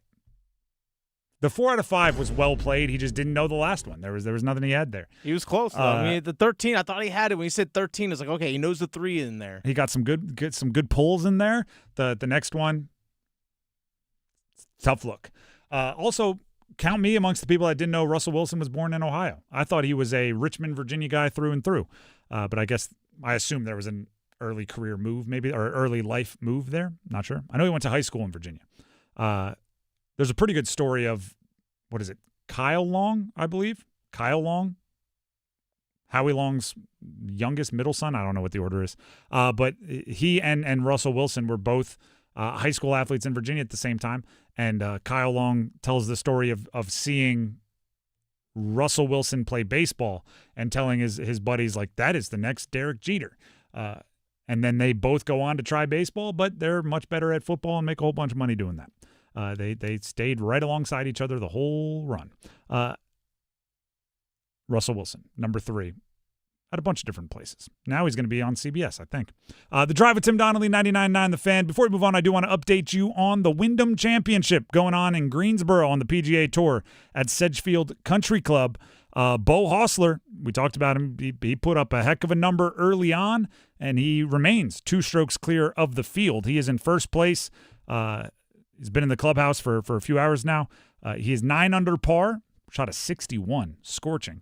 Sahith Theegala and Ben James are in a tie for second, 7 under par, although they are both still on the course, looking to finish up their first round. As far as low players with local ties, Max Gracerman played his college golf at Duke. He is 5 under par, tied for 10th. Michael Brennan, Alex Fitzpatrick of former Wake Forest golfers, and Alex Smalley, another Duke former golfer, are all 4 under par. Brennan and Fitzpatrick, they're in the clubhouse. Alex Smalley still on the course, so he can still move up or down a little bit there. That's a little update from Wyndham, Sedgefield Country Club in Greensboro, for the local guys in the top of the leaderboard. We're going to take a break, but first, Dennis Cox has a message for you. Hey, everyone. Dennis Cox here real quick from my good friends over at Law Tigers. Something I always continue to stress to motorcycle riders out there. Make sure you're wearing the proper equipment. Make sure you're wearing the proper gear when you're out there on the road. I understand it's hot outside. Trust me, I've had the bike parked away on some of the super hot days. Like, I get it, how frustrating it can be, but they make plenty of gear that you can wear to protect yourself and still stay cool in the hot days. Allow perfect airflow to come through, allow the sweat to not build up underneath your equipment. That way you can stay cool out there on the road. So make sure, still wear all the proper equipment to protect yourself when you're out there on the roads.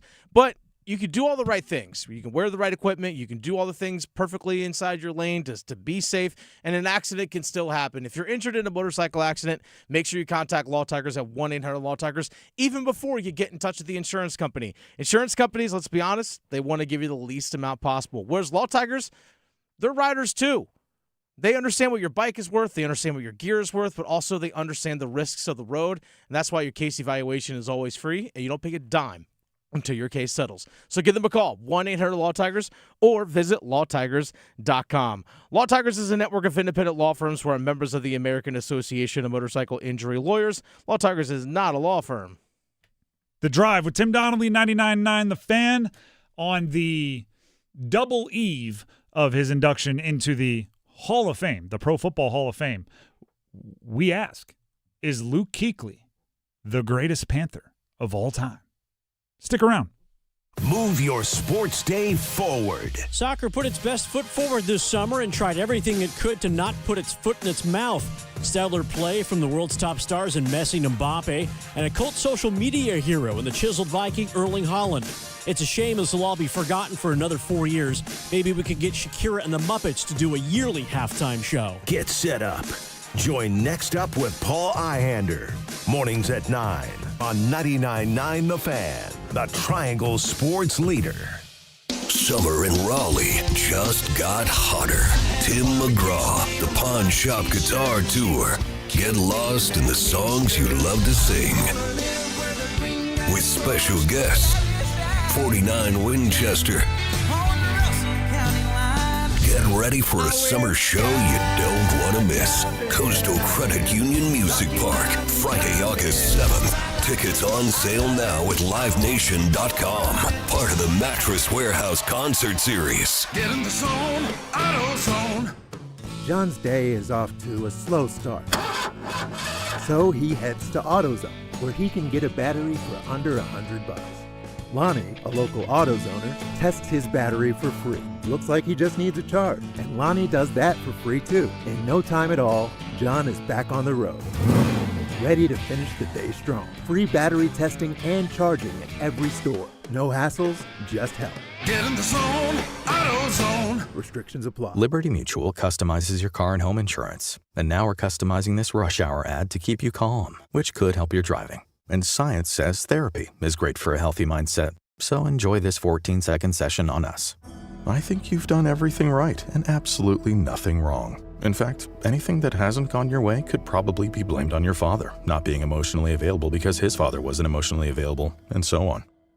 And now that you're calm and healing, you're probably driving better too. Liberty, liberty, liberty, liberty.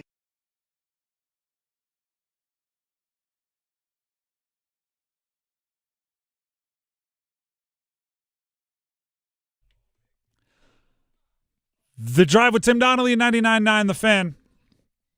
Is Luke Kuechly the greatest Panther of all time? We decide. We're going to settle the entire debate in the next 10 minutes. But first, Jahmyr Gibbs got paid, for those of you interested in that sort of thing.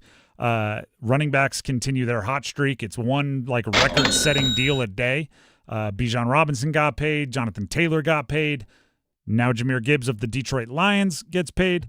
3 years, $67.5 million. That could be worth up to $75.75 million and includes $51.5 million guaranteed, making him the NFL's highest paid running back. This is an Adam Schefter tweet. All of the information comes from his agency, Athletes First. Big money for a running back. Big money for a running back. That's going to be a lot of responsibility on him. Hopefully he makes good on it, and hopefully, he doesn't spend it all in one place. So just this week, really just in the last few days, but just this week, Jonathan Taylor, Bijan Robinson, Jahmyr Gibbs all signed for $22 or plus million per year average annual value on their contracts. The three highest ever. Correct. Ever. Correct. Ever. Yesterday's price was not today's price. Running backs are going up. But also, I want to be clear here. The running backs, maybe Jonathan Taylor not as much, but Bijan and Jahmyr Gibbs are really like a RB1 and a wide receiver 3. Like they impact the game in a bunch of different ways, which I think adds to their leverage when they are asking for gigantic raises. So good on both of them. Good on both of them. Christian McCaffrey looks cheap at $19 million a year now. Yeah, like the Saquon deal looks cheap. The Christian McCaffrey deal looks cheap. It's kind of nice. Jahmyr Gibbs in 3 seasons has 3,580 yards rushing. And that's split in time with David Montgomery. Super efficient. If he can keep the efficiency, now being like a true lead dog running back with Montgomery out of there, this will look like a steal. He also has, in 3 seasons, 181 receptions for 1,449 yards. Did I say wide receiver 3? I meant wide receiver 2. Yeah. I mean, last year alone, he had 77 catches for 616 yards and 5 touchdowns. If Xavier Legette did that this season for the Panthers, we'd all be stoked. Oh, we'd be wildly surprised. I'd be flabbergasted. Jahmyr Gibbs is good. We're not breaking news here. It's like, oh, this guy's talented. He's one of the most exciting players in the league, on one of the most exciting offenses in the league, and he just got paid one of the most exciting contracts in the league. Good for the Gibbs. What's good for the Gibbs is good for the gander.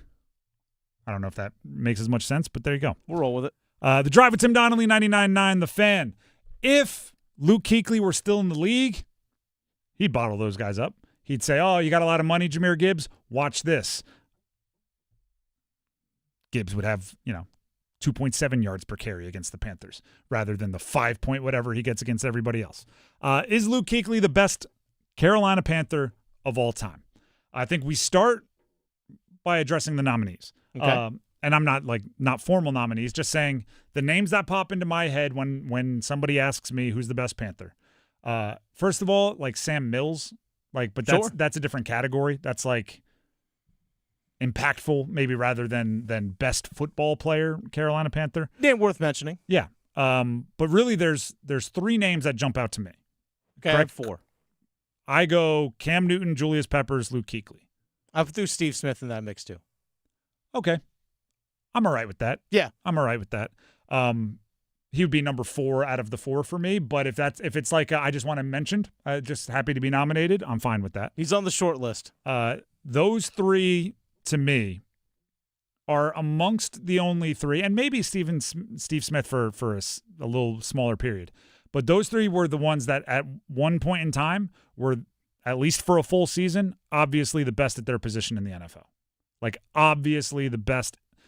Cam Newton's MVP year, Luke Kuechly for 5 years, and Julius Peppers for a few where he was when he was getting his hands on the ball and turning into a running back and also having double-digit sacks and also in coverage and also being just everything, you went, oh, that's best prototype edge rusher in the NFL. Once you get down to those three, I think you're splitting hairs.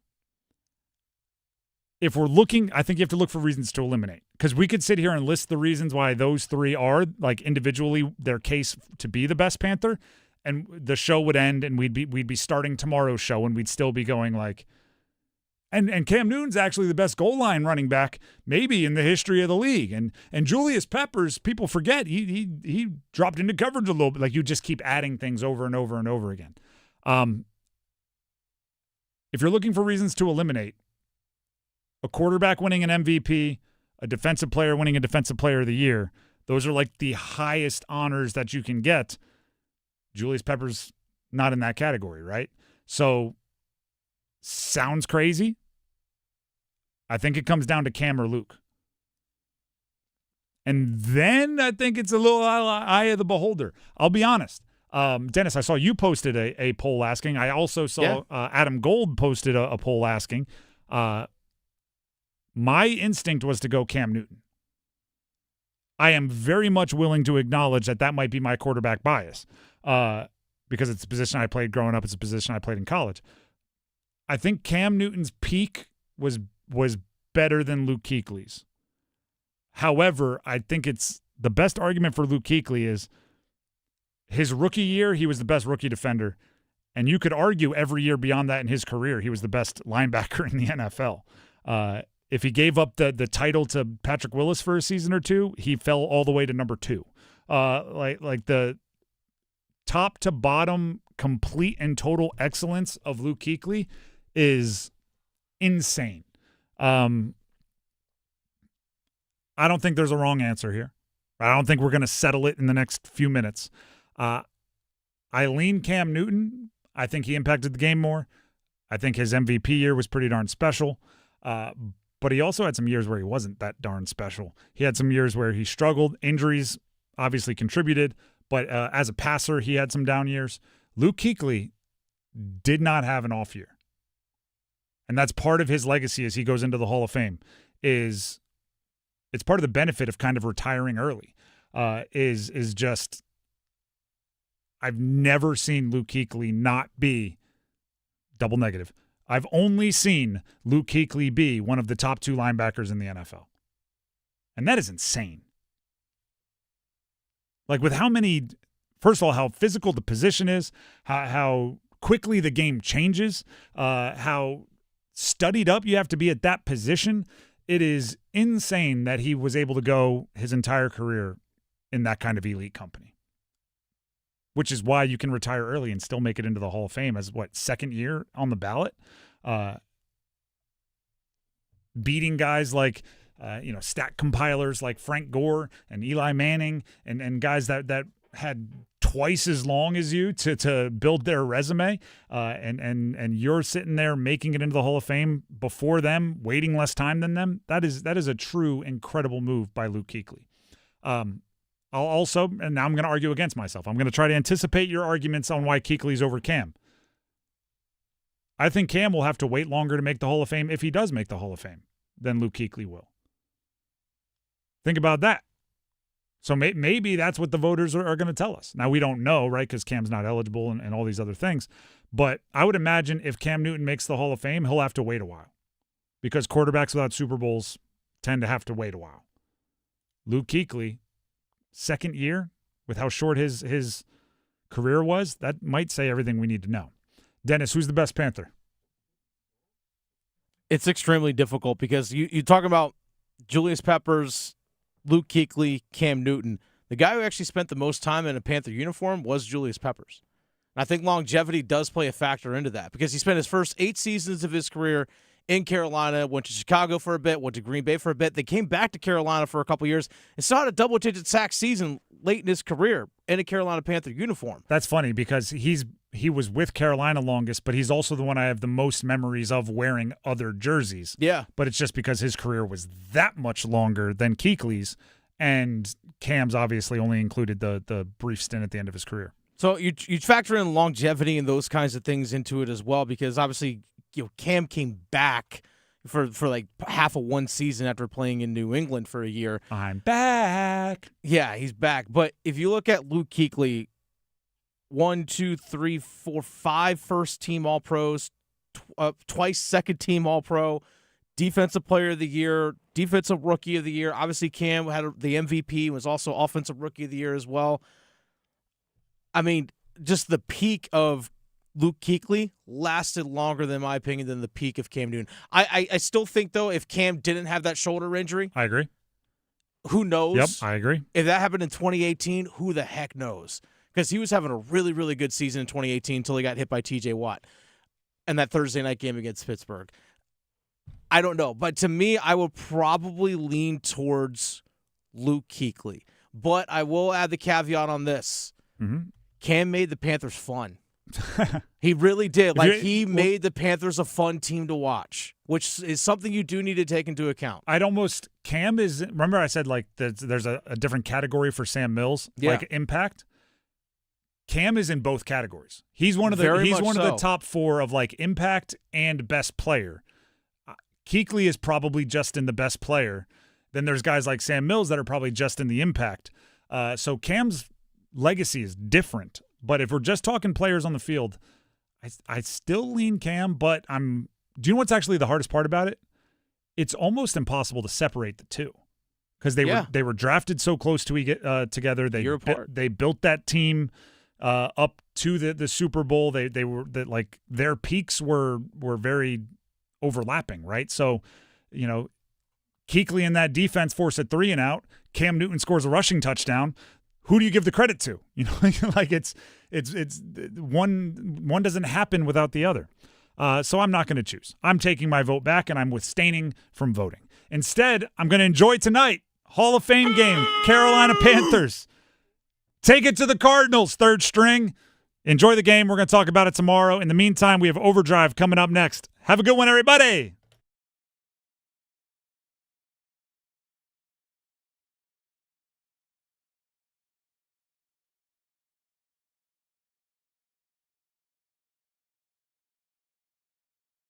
Excuse me, you think you could spare a square? Sorry, what? A square on your smartphone. Oh, yeah, for the 99.9 The Fan app. Exactly. Listen to your favorite hosts, teams, and live sports action. The Carolina Hurricanes are the best team in the NHL. They won the 2026 Stanley Cup. And every podcast episode at your fingertips, anytime, anywhere. Available for Apple iPhone and Android phones. Download the 99.9 The Fan app today. Yeah, can you pass me a Baja? A what? Mountain Dew Baja Blast. Try it. It's tropical at first, then the lime flavor hits. Oh, okay. That's crisp. Tastes like vacation. Right? Mm-hmm. And it's mine now.